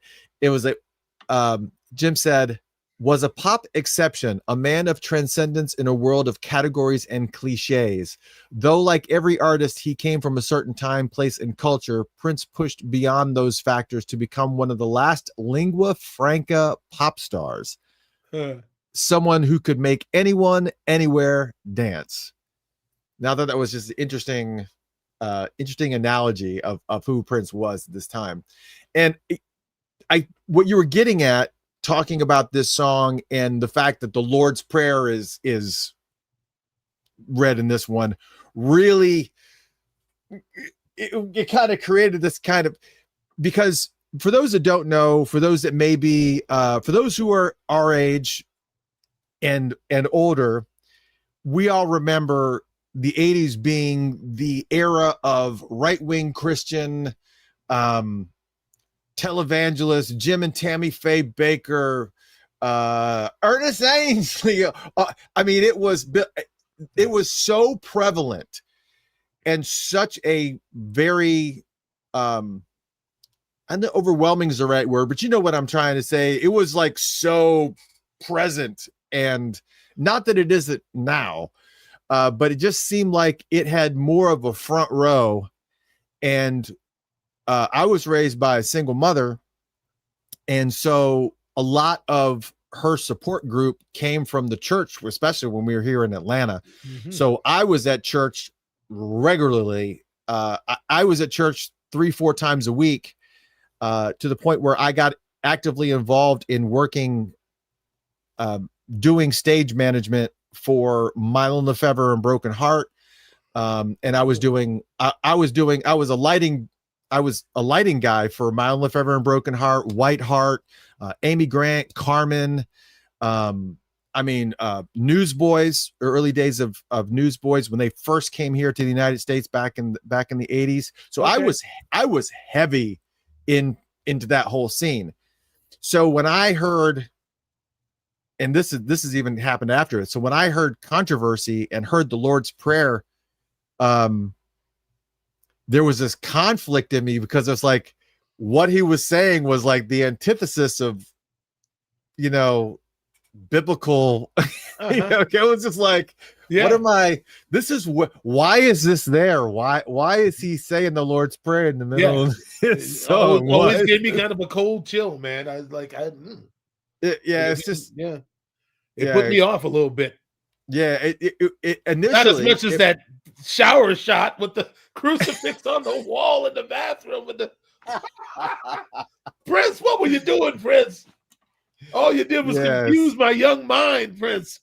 Give us this day bread, our daily bread. Man. Sexuality too, man. I mean, I know we're on Controversy, but we're good. We'll get there. Might as well go right into sexuality now. But as far as Controversy was concerned, you had Prince on all the instruments and stuff. Lisa Coleman, again, as I mentioned, does do backing vocals on this. I still think it's Morris Day on the drums on that song. It's Morris Day. Morris Day is on the drums, and on top of that, a lot of people don't know this. He's not credited on the drums for Controversy, but it is him on the drums. And on Let's Work, it's not Morris Day on the drums on Let's Work, but it is Morris Day on the drums on the dance mix version of Let's Work. And interesting enough, where was I think it was Princeville, I probably saw it, where they say that Prince and Morris Day were both playing drums on Let's Work. Not two different drum sets.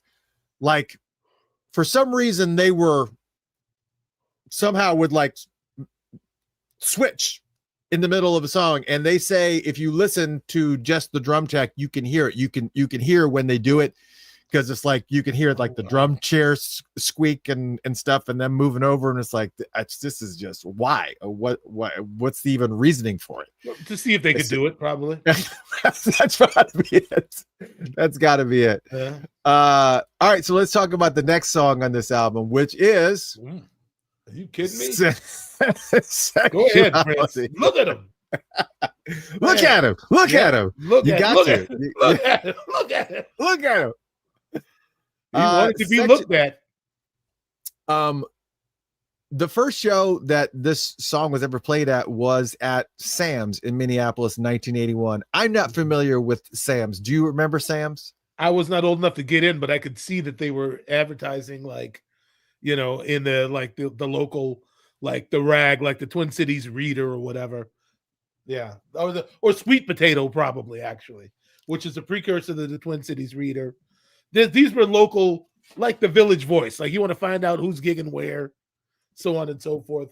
Local, what do they call it? Human interest stories and whatnot. All things art and entertainment. Yeah. All right, so I was looking to see. I got Betty Davis's albums right here. Okay. Because this is actually Sexuality is the first. Oh, Sam says. Kate Z Wiki says Sam's became First Avenue. Okay. Oh, there you go. There it is. So what's interesting about this is that the song "Sexuality" is the first time, as Michael mentioned, this is the album. This is the song, the first time that he did the. That's the first time, and it is on. I'm hoping it's on one of these two albums that I have. I want to say it was Nasty Gal. I want to say yes, it is. It's the album Nasty Gal, and the name of the song is called "Dedicated to the Press." So if you've never heard that song, look it up. Go to YouTube and look it up. Betty Davis, "Dedicated to the Press," and just go to the end of the song if you specifically want to hear it. But she does it like 5 times in a row. But it's a great song, but you can certainly hear where it came from. But again, the song itself is reproduction of a new breed, lead to stand up, organize. All of that. Yeah.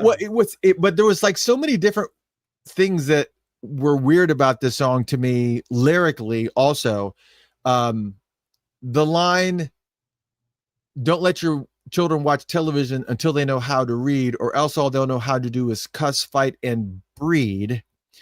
But if you listen to some of the live recordings, you will hear, I don't know if it's Dez or I don't know who, maybe it's Andre, I don't know. If they're one of them, they have a really hot mic and he says bleed, not breed, bleed with an L. And I always said, I guess technically both words would make sense. Because if he's talking about war, bleed would make sense. If you're talking about the sexuality, breed makes more sense, but you can really distinctly hear one of them over the background vocals on the mic say bleed. Well, there's a lot going on the recording because it's a bat, there's a drum fill and everything happening right there. So I wonder if Prince did that on purpose. Yeah, I'm sure he did. Do you know, and I'm asking, this is not a trivia question that I know. Does anybody know? I'm sure everybody's prepped up. See all the Prince heads, whenever we talk about Prince topics, and I go, I don't know this, and I'm about to ask a question, and I wonder if anybody out there knows. All the Prince heads sit up on the edge of their seat. And they're like, all right, Corey Eisen is like, yeah, let's hear it. All right. The question is, what is the significance of 89 flowers on their back? Oh, I have no idea. Yeah, I'm really kind of curious as to what that specific line is. The line is 89 flowers on their back. And of course, inventors of the AccuJack. I don't even know what an AccuJack is. I can imagine since we're talking about sexuality. Yeah. I don't know what an AccuJack is. I'm afraid to Google it because I don't want my ads to these crazy ass ads to be. Because you will be every AccuJack dealer in the country is going to try to send you 20 AccuJacks sent to Mr. Christopher. Yeah, right. Yeah. Yeah, so yeah, I could see like fleshlights and all kinds of crazy crap coming up on my ads and stuff. And my daughter uses this computer every now and then, so I've got to be like really careful. So anyways. I'm not even gonna joke around here, man. Well, yeah, so you know what? And as many as over all the decades that I've known this song, that line, if they're in the company of tourists, alcohol, and U.S. history, I'm going to be honest. Wait. Repeat that line one more time.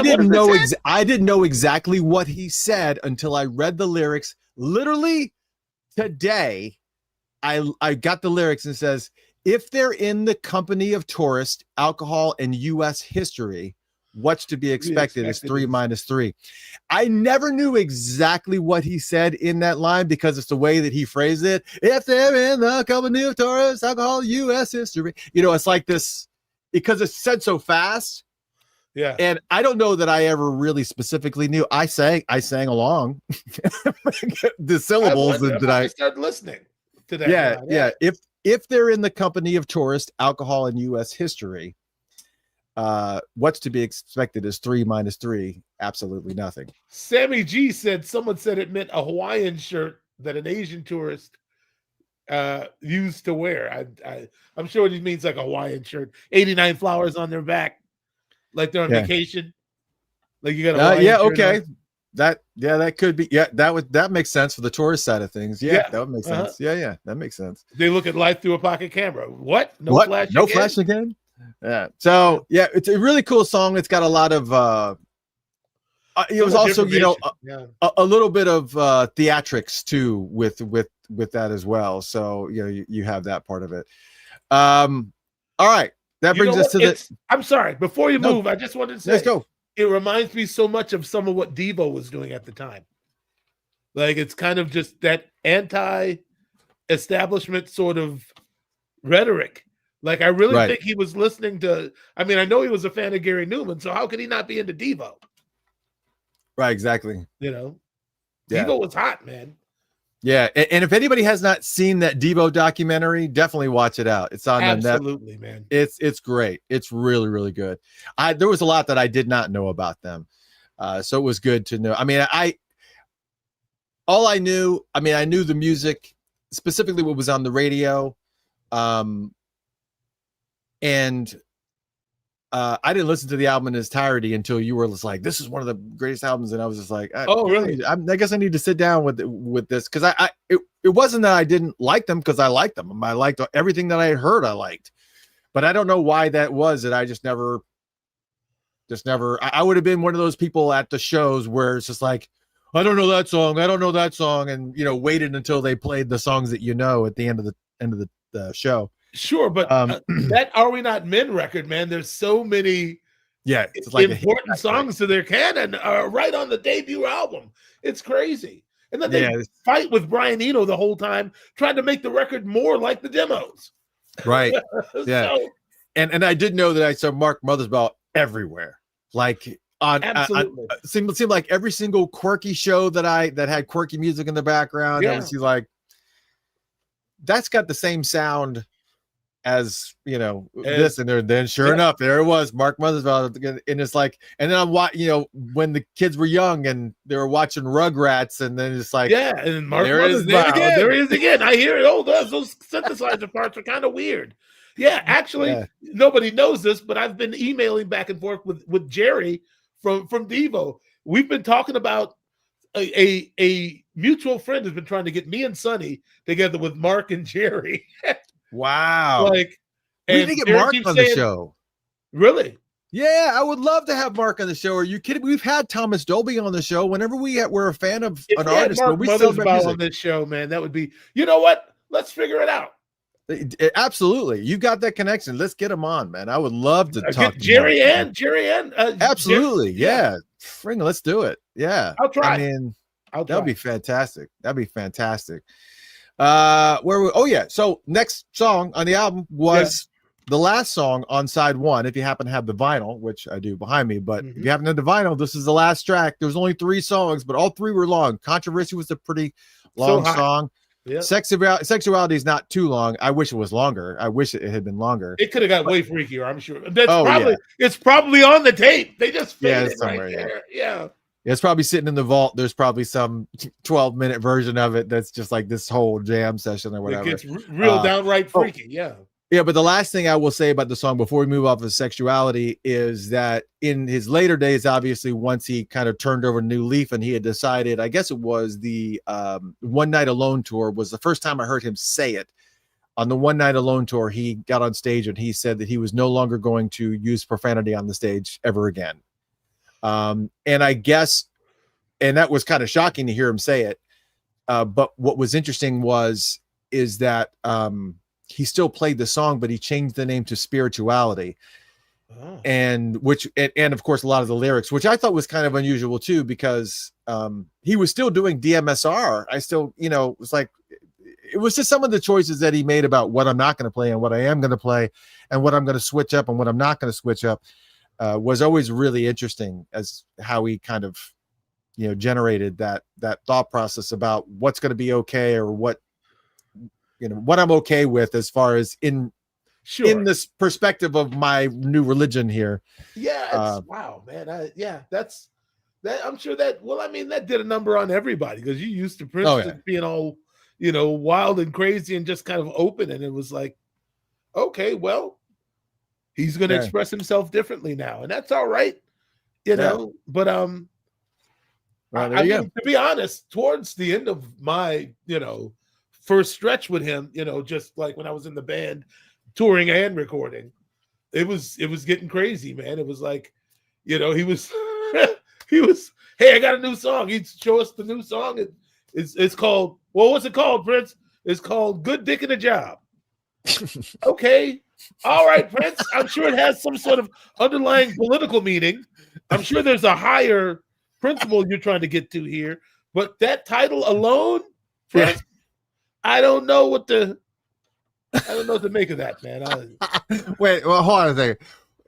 That was an actual song. I think you mentioned this before. That was an actual song that he had. Probably not online, not on no, not online, but probably it in a exists. private conversation. I realized I just told the whole world the Prince had a song called "Good Dick in the Job." He played the demo for us in his office, and it's like, well, okay, what do you think of that? And I'm sure that I kind of, okay, all right, man, yeah, sure, okay, but I probably wasn't really feeling it, but it, well, I mean, if he's talking about what he can offer. Well, yeah. If it's talking about what he can offer or what he thinks a woman is looking for. Right, exactly. So there's I could see how that would be a very princely thing to kind of like how he spin somehow to right. I remember Rosie saying 23 positions in a one night stand. Prince, I don't know about that. What are we getting into here? And he said, well, but the next line is, I'll only call you after if you say I can. Like that completely justified it. Yes, you went from describing a Roman orgy, Prince, to like, I'm gonna call you after the orgy. How do you like that? Yeah, okay. What do you want to do? You want to play Scrabble now? You want to play, backgammon? There you go. There you go. After 23 positions in a one night stand, what's left? And the next track is "Do Me, Baby." That's a segue.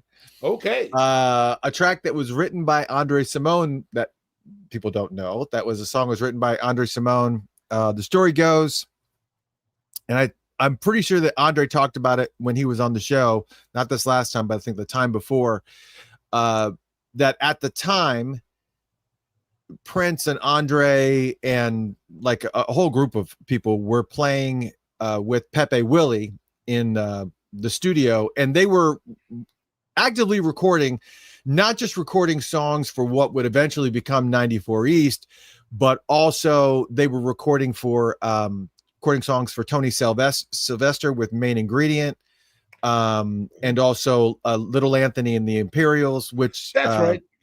Yeah, so they were doing a bunch of different songs and writing a bunch of material for, again, Little Anthony and the Imperials, Tony Sylvester with the Main Ingredient, and all these other and the some of the shakeout stuff that he would claim for himself that would become the 94 East sessions, some of which would land on Jesse Johnson's album. Do yourself a favor. Do yourself a favor. I mean, no Pepe, no Minneapolis sound is what I've been thinking to myself. Like Pepe really, I mean, and nobody has really given him his real credit yet. I'm actually we're gonna try to do something. I'm talking to Bobby Z to see if he'll come talk about Pepe and Prince and the early days at the Revelation gig on December 6th. I'm waiting for him to get back to me. But I'm like, we're gonna play "Do Yourself a Favor" and give Pepe his flowers. He's gone, but we're gonna give him his flowers anyway. He was really important. He really was, and I'm glad that I got him. He's been on the show a couple of times. So we got an opportunity to actually sit down and talk with him. And if you listen to the Funked Up app, for those that don't know, we have a 24/7 ASCAP licensed and GMR licensed radio station that plays 24/7 funk, and Pepe Willie has a bumper in there. A lot of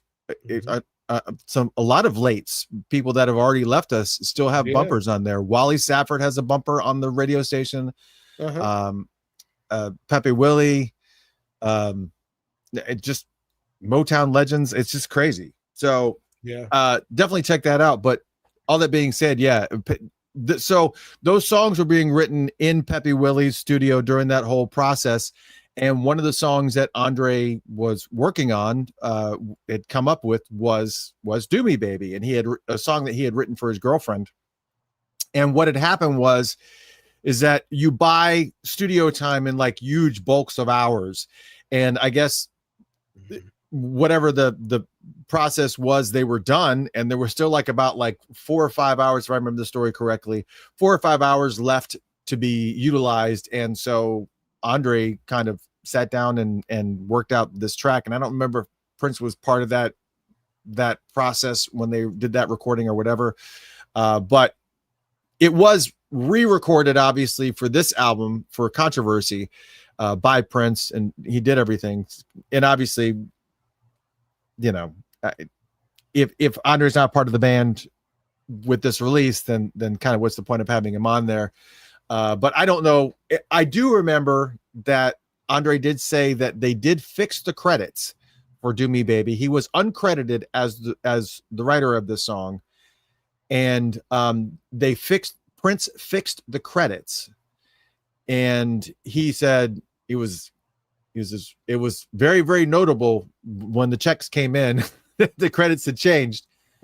And then after his passing, one of the versions of the estate, I don't know which, revamped everything, changed everything. It preceded Londell and Charles. Whatever, there was another version of it that removed those credits. So all the credits and stuff that I guess Prince had maybe gone in and made some adjustments to give proper credit were removed. You're kidding me. No. I didn't know that. Yep. So that kind of sucks. And he told that story here on the show, matter of fact. So that's not hearsay. That came. Yeah. So we don't need to put up the ticker. No.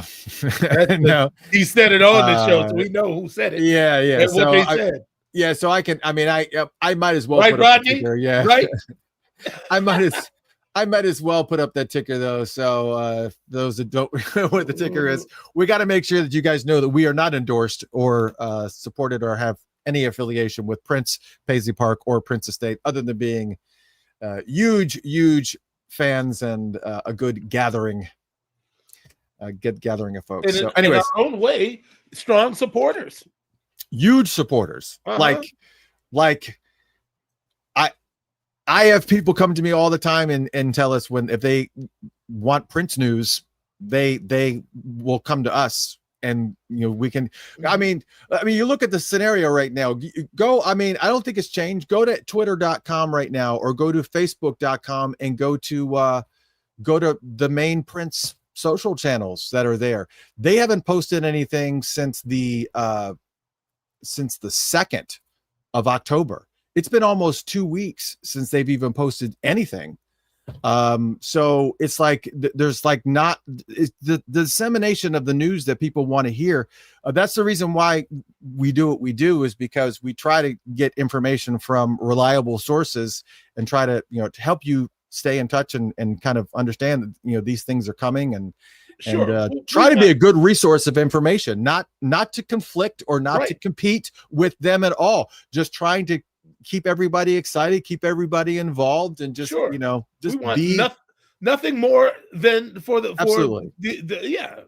estate to flourish. My goodness. Yeah. So it's better for everybody. They know where we are. They know where we are. Know where we are, right, Rodney? And they know who we are too. Yeah. As Mr. Funkatopia could tell you. They know where you at. They know where you be. They know where we are. They know where we are.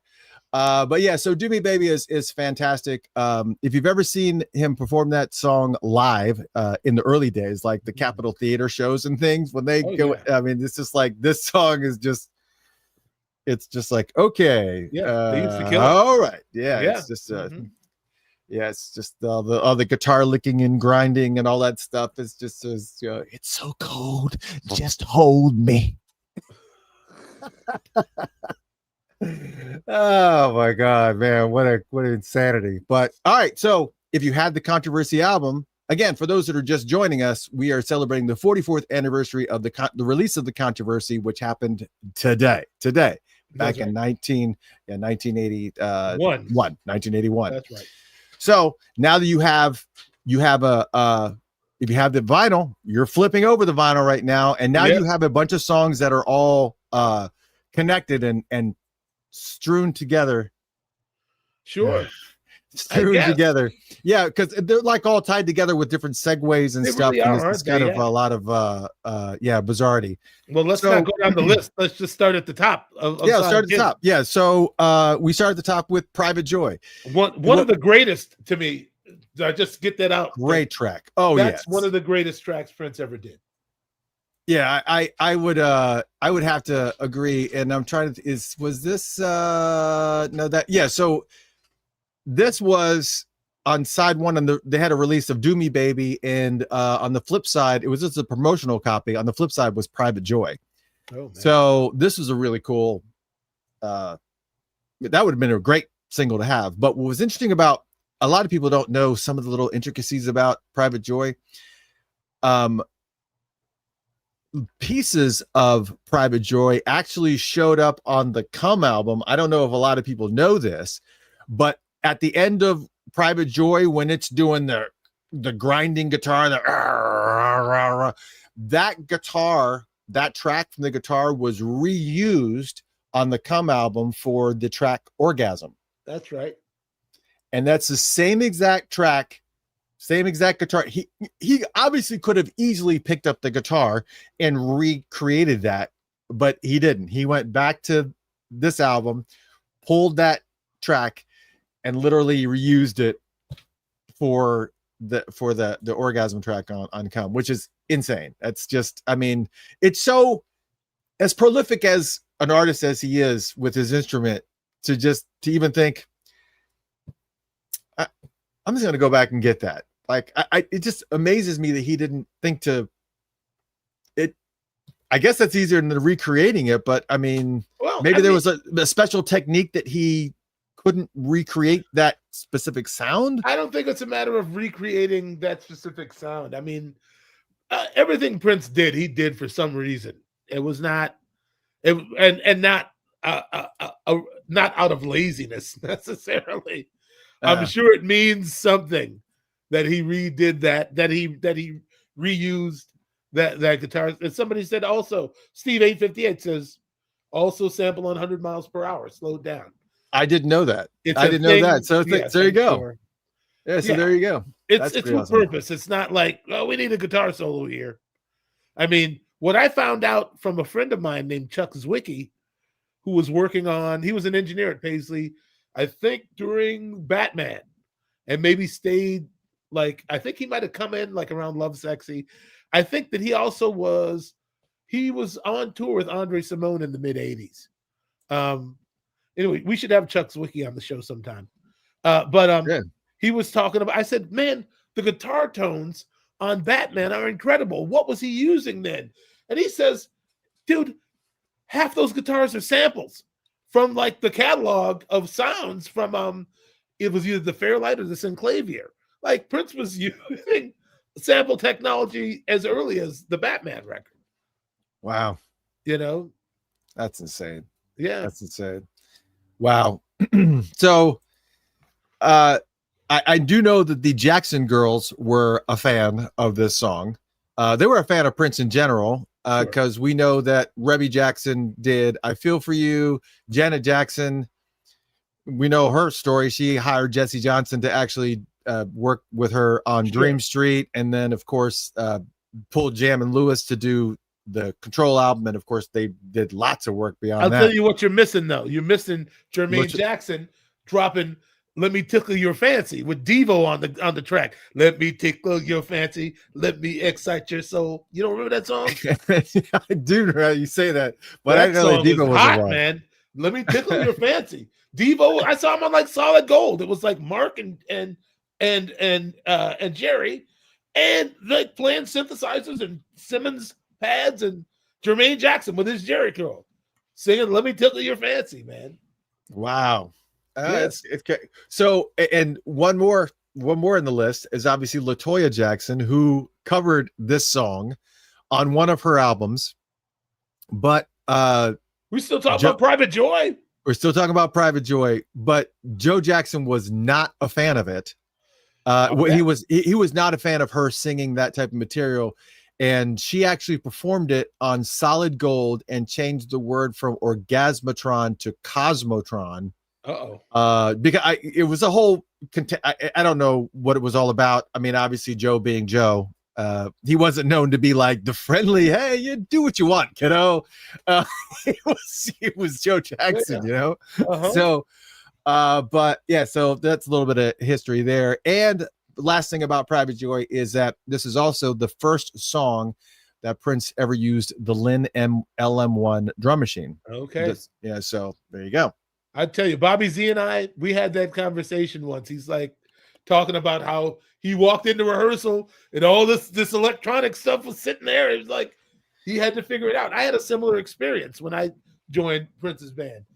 Morris Hayes had a band with G Sharp, and they were already like triggering samples and whatnot. We hadn't gotten to that like live. So I think Levi went over to like their rehearsal and was like, "How you doing this, man?" And that's how that was the doorway that Morris Hayes came through to get into the band. I think when Levi and him started hanging out, and then when we knew Rosie was going to be moving on, Morris he was a shoo-in.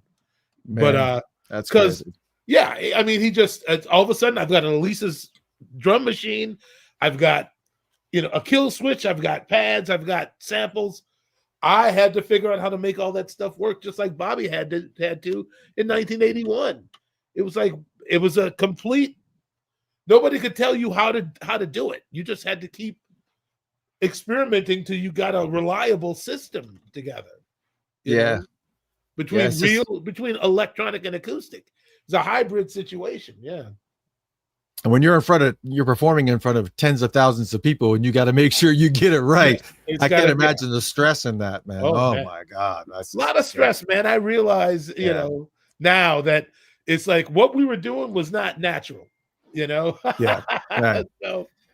Well, which brings us to the next song on the album, which is Ronnie Talk to Russia. That's right. Which was a flip side of Let's Work. We'll talk about Let's Work in a second, but Ronnie Talk to Russia, obviously it's a real quick one. It's actually one of the shorter songs on the album, believe it or not. It's a note to then President Ronald Reagan, our 40th president. And I only knew that because I wrote it down. It's like, I kind of feel like what's the comedian Nate Bargatze when he was talking about, God forbid I be put in the future, I'm put in the past, and they're asking, you tell them I'm from the future, and they start asking you questions about like, well, who was the president in this year? And you're like, I don't know if I know that. Oh, it'd probably been best if I just didn't say anything. Yeah. But at that point, Ronald Reagan had only been in office for a year, so it was kind of like a new thing. But obviously, the song is very anti-Soviet Union. And obviously how times have changed. I wonder what Prince left us before Trump became president there. So I imagine he would probably have something to say. He knew who Trump was, obviously, with Donald Trump black version and all that stuff. They knew who they was. He said what he needed to say about it before he rolled out, talking about things are about to get much harder. We didn't know he was talking about Trump. Right, exactly.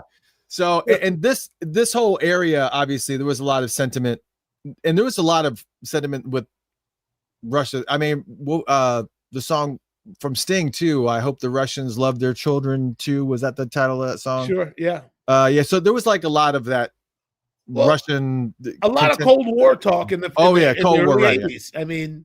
Yeah. It was. I mean, Party Up is kind of the same thing. It's like just kind of anti-war. Prince had this side of him that was just sort of against war, Right, exactly.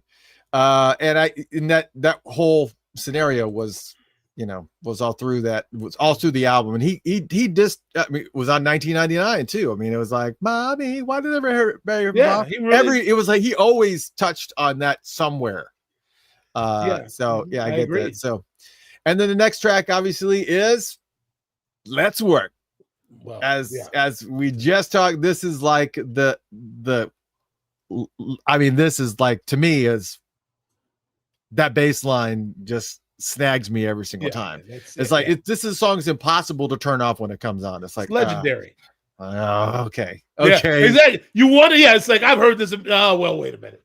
Yeah, it's like, oh no, I can't skip that right now. And then you go, well, if I skip it, I'm going right to Eddie Christian, and it's like I don't want to get that dark right now. Right. Well, it was also held dear with Prince because it was his first #1 dance single ever. He had gone to a club, and he had seen this song come on by Edwin Starr called The Rock.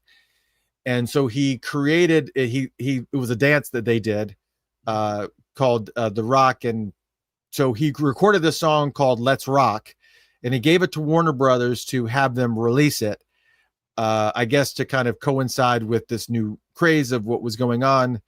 And Warner Brothers said no. So the album got shelved, or the song got shelved. And then here we are a few years later, and it's now come up again. And so he re-records it, but he changes it to Let's Work to avoid it kind of being dated, because that was sure. Then, this is now.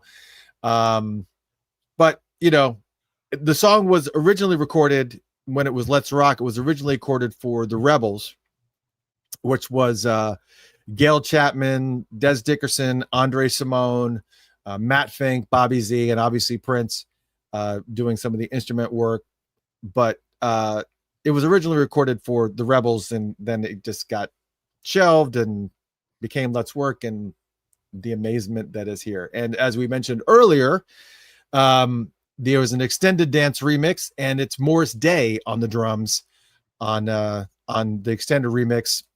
Actually, technically, as we also said, it was Morris Day and Prince kind of doing their own little, they were swapping out drum parts for whatever the thing. Now, we did see it as late as far as performances, we did see it as late as Third Eye Girl, believe it or not. When they did the Third Eye Girl TV, there was 1 minute and 30 seconds of Let's Work that kind of popped up during one of their rehearsals. And of course I have it.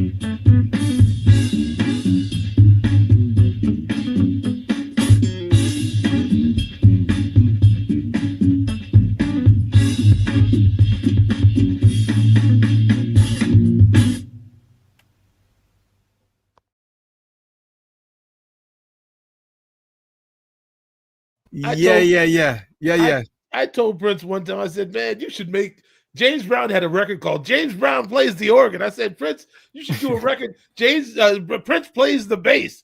And he started laughing. How arrogant would that be? And then I could see him thinking like, oh, maybe I could do something like that. He always, he was always, when people were expressing themselves to him, he was always sifting for information, for a good idea. He was such an excellent listener, man. Yeah. But what I was going to say about Let's Work is the way I got exposed to this song was not from controversy.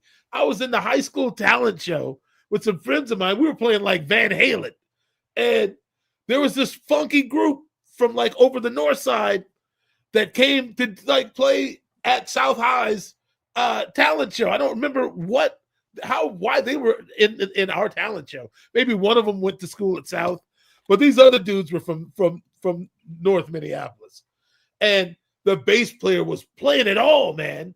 He was playing that man. The band was okay, but the bass player was killing it. This dude had to be like 15, 16 years old at the time, man. This tall kid with a hat on, dressed like Terry, kind of, it was like, man. And then the guy who was like putting the whole thing on, the teacher who was in charge was like, okay, that's fantastic. We're gonna name the whole program Let's Work. So they named the whole thing Let's Work. It's like a high school talent, not a talent show, but like some kind of, I guess it was a talent show. It wasn't really a competition though. Like a performance. Yeah. Yeah. Mm-hmm. Yeah. Okay. Yeah. Yeah. And then I was like, oh, it's see, that's why it's a Prince song. It's on this record called Controversy with the cross in the in the shower. That one. And that was the first song that you heard off that album? No, that was the first time I had heard that song. Was somebody else was playing it, and then I went and looking for it. Oh man! And that's how I got Controversy. I had it on vinyl. I don't even remember what the first song was that I heard off this album. I want to say it was the title track. I want to say Controversy was the first one that I had heard off of this. Maybe it might have been Let's Work. I remember. But anyways, we only have 2 more songs to go, and that is one which is the scariest of all, Anti-Christian. Well, which is obviously a play on anti-Christian, which again, considering when this album came out in the 80s and that whole aura of religious overtones that was the 80s and gun control and all that. Ab scam. So I was conscious and around for that. Oh yeah, sure. And that's that makes it even worse. It makes it even because that's what made it even darker and more sinister to hear this song, because it was also the minor chords, the tones that were used in this song were just it's obviously not pop. It doesn't have that type of chord progression. It's just this I don't even know how to explain Anti-Christian. That song is very Devo. Anti-Christian? Yeah, it definitely is. I like a darker Devo. Dark Devo. Yeah, like a dark Devo. Yeah. Obviously around the time of the Atlanta, who was killing the Atlanta children?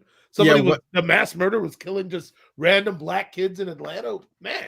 It's all mentioned in there. So you got, we could talk about it. First, we got to talk the references about the murder of John Lennon by Mark David Chapman. And matter of fact, they killed John Lennon, shot him down cold, tried to kill Reagan, and everybody say gun control. Matter of fact, what's interesting is that Prince played a show the very next day after John Lennon had been shot. He played a show only a mile and a half down the road after that, which had to have some type of impact on the inclusion of that line. Because I mean, could you imagine going to a show and you get there and you're setting up the equipment or whatever, and you walk in and the conversation is, John Lennon was just shot. That just happened like right down the street, like miles. It's especially at the time, because I remember the impact. I remember when John Lennon got shot, and I remember that mass candlelight ceremony up there and watching it on TV, and just it was huge. I mean, it was a lot. I gotta say, I didn't even really know that much about the Beatles at that time. I did. I think I've told this before. There was a handful of albums that my mother would put me to sleep to, and it was either the Beatles' Yellow Submarine, the Moody Blues Question of Balance, or the Moody Blues Every Good Boy Deserves Favor. Okay. It's like, for whatever reason, those albums just it was just like I had a dream sequence that I would go through in these albums, because like those albums had a whole visual storyline inside my head when I closed my eyes, and it just took me off. I would go. But also, as you were talking about, he refers to the murders of Wayne Williams in Atlanta. Did they ever prove that he did it? I don't know. I know that there's like documentaries on that. I think that they did. I want to say that they did, but they basically said that he was targeting black children. And of course, it references the fact that, and that's the reasoning for that line in the song. She moved to Atlanta and she bought a blue car. Oh, she killed black children. What's fair is fair. That's what that reference is. It's like he's like, so Atlanta gets the shout out. Oh boy. In that way, huh? You get the shout out you don't want. ATL. So, and of course, then the overarching story for this is basically a play on the term Antichrist, like I talked about before, and this character that he had created, Annie, which is basically competing with Jesus to be God's number one. Right. But her kingdom never comes. Thy will be done. And all Annie wants to do is kind of just fight to be on the right hand instead of Jesus, basically. So that's the way Annie tells the story. She's his only son. Yeah. So that's where all this kind of lyrical content, but again, it's the parallel of that Old Testament story of Lucifer, who used to be an angel and he's tossed down, aka the fallen angel or whatever. Sure. But it's just all wrapped up into this weird synthy tune that is it's like craft work. Yeah, it's almost like it's very a dark spiritual song. It's like it's creepy. It's definitely creepy for sure. But there's some kind of energy in that. I remember talking to Dez. Yeah, there's an energy in that song for sure. Like I said, Dez, and this is before the story about 1999 was popular, but I was like, Dez, what is that apocalyptic energy that's in Prince's music sometimes? Like, where is he drawing that from? He's like, man, I wish I could tell you. It's like he just was tied in. He was tapped into something. It's like Anti-Christian, 1999, Anastasia. I remember we were like, Prince, how come you don't want to play Anastasia? He said that song gives me chills, but it's the wrong kind. Yeah, Anastasia is always a song. It's a classic song. It's easily one of my favorite Prince's songs. Not in the top 20. I don't know that I can say that. I love that song though.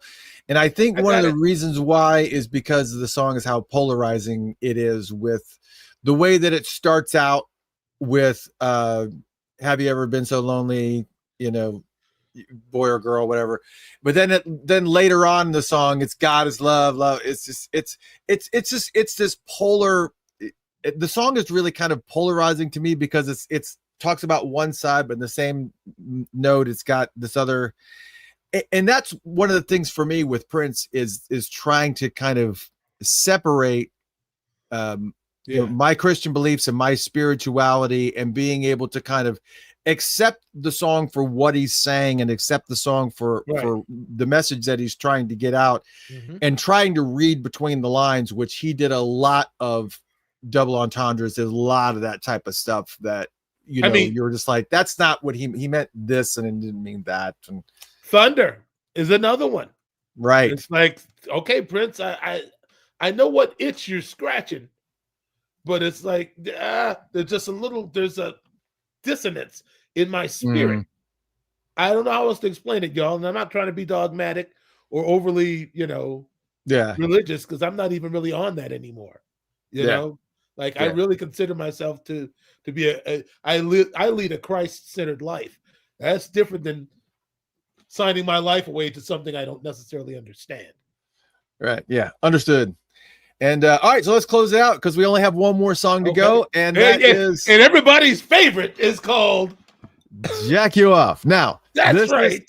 This is actually I've seen this floating around. I've seen people say this is a bootleg, cover, but I've heard other people say that it is something that was very minimally released somewhere over in Europe.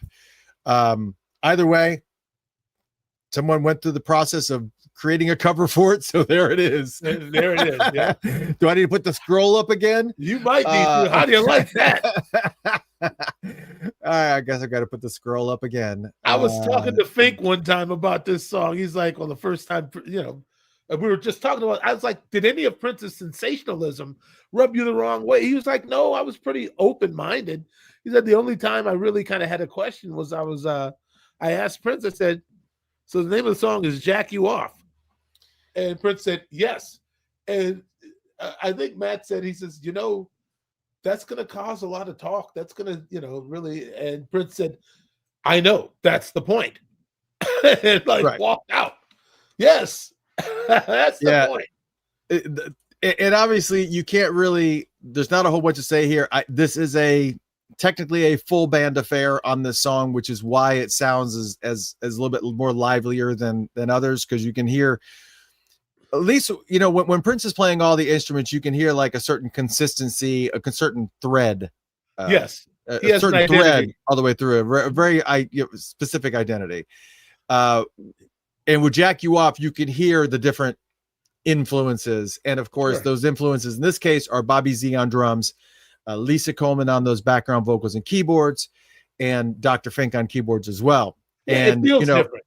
And if you're going to close an album, wow, what a closer.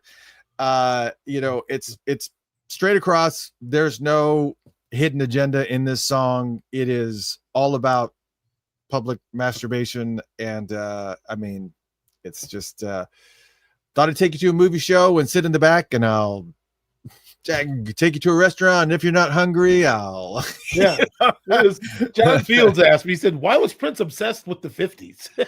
It all sounds like Little Richard, with synthesizers. So pretty intense stuff. But so there, what a closer though. What a crazy, especially with all of the deep and intense topicality of this side. You talk everything from murder to everything else, and let's end on let's end on a high note. Well, how can you not? I mean, it's incredible. That record, it never gets old. You might skip the ones you don't necessarily prefer, but the main thing I think I want to express right now is how well most of Prince's music ages. Like, absolutely, really. I mean, he managed. I think. And I'll be 100% transparent.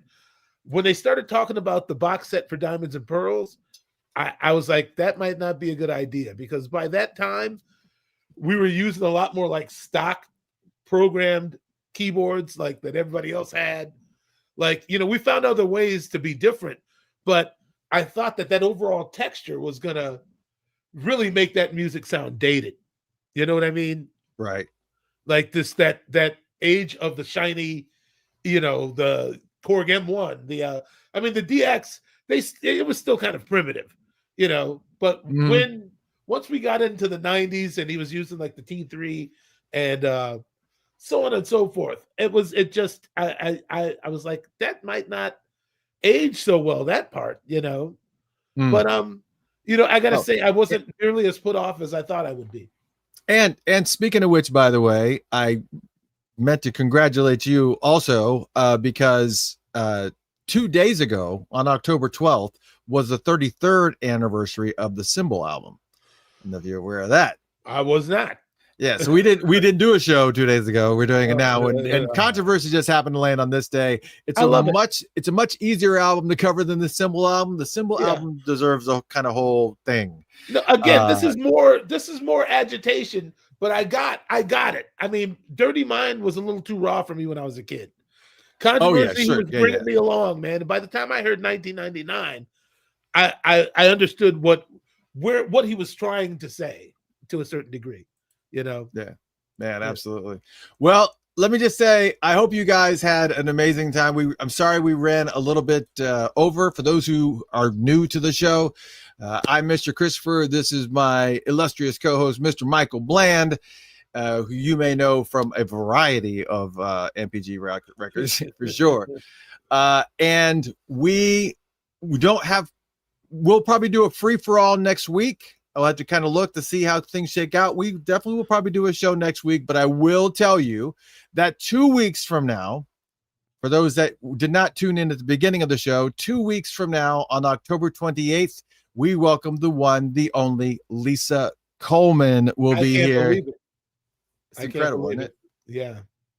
You like that blue shot of her on the It's right? all working, man. Why are you trying to pander, brother? You know you got it. No. You know the reason why that I like that blue shot is because I took it. Oh, really? Okay. That's my shot. That's my shot from her in Atlanta. I'm so looking forward to just speaking with her. I mean, it's just what a brilliant mind, man. Just a great musical person. I really admire her. Man, well, let me just say, it's a lot of fun that you guys are here for the ride, and we're honored that these musical legends come here and want to share their stories. And I've been talking with Lisa off and on now for months, just saying I really want to. I want to have you on. Yes, obviously we're a very Prince-centric show, so that will be a part of it. But I really want to celebrate her. We got to talk about work, Wendy and Lisa. I want to talk. I want to focus on her work with Wendy, and because I've said on this show a million times, Wendy and Lisa are undeservedly they are not celebrated the way that they need to be celebrated. The music that they created, the contributions to Prince's music, not just what you guys know of, but a lot of the stuff that you don't know that happened, that they were uncredited for, and they were an integral and important part of that process. And oh yeah, I mean, they're legends. Absolutely. Legends. I mean, yeah, Prince never did it completely alone. Yeah. And that's, it's important that people understand that. It took a lot of people.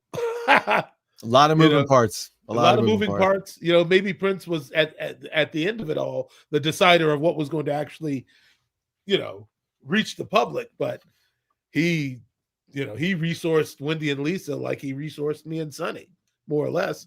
Different function, but he knew when he heard a good idea, he knew he knew it.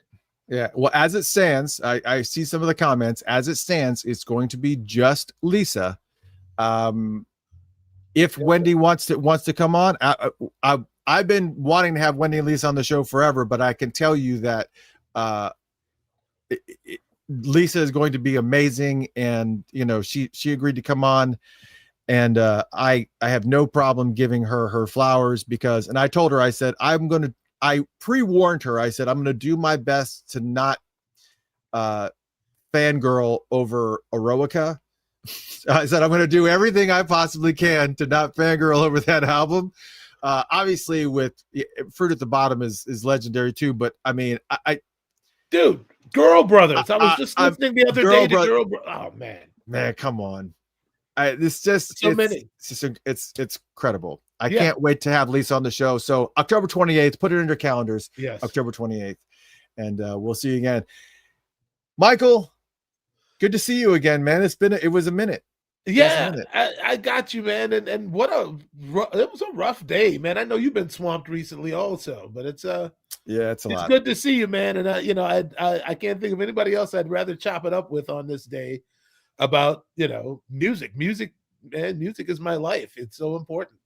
Yeah, so, it is. I hope that people it's our lives, man. Can appreciate what's going on here, because we're fans of real music, man. Wherever it be, wherever it lays.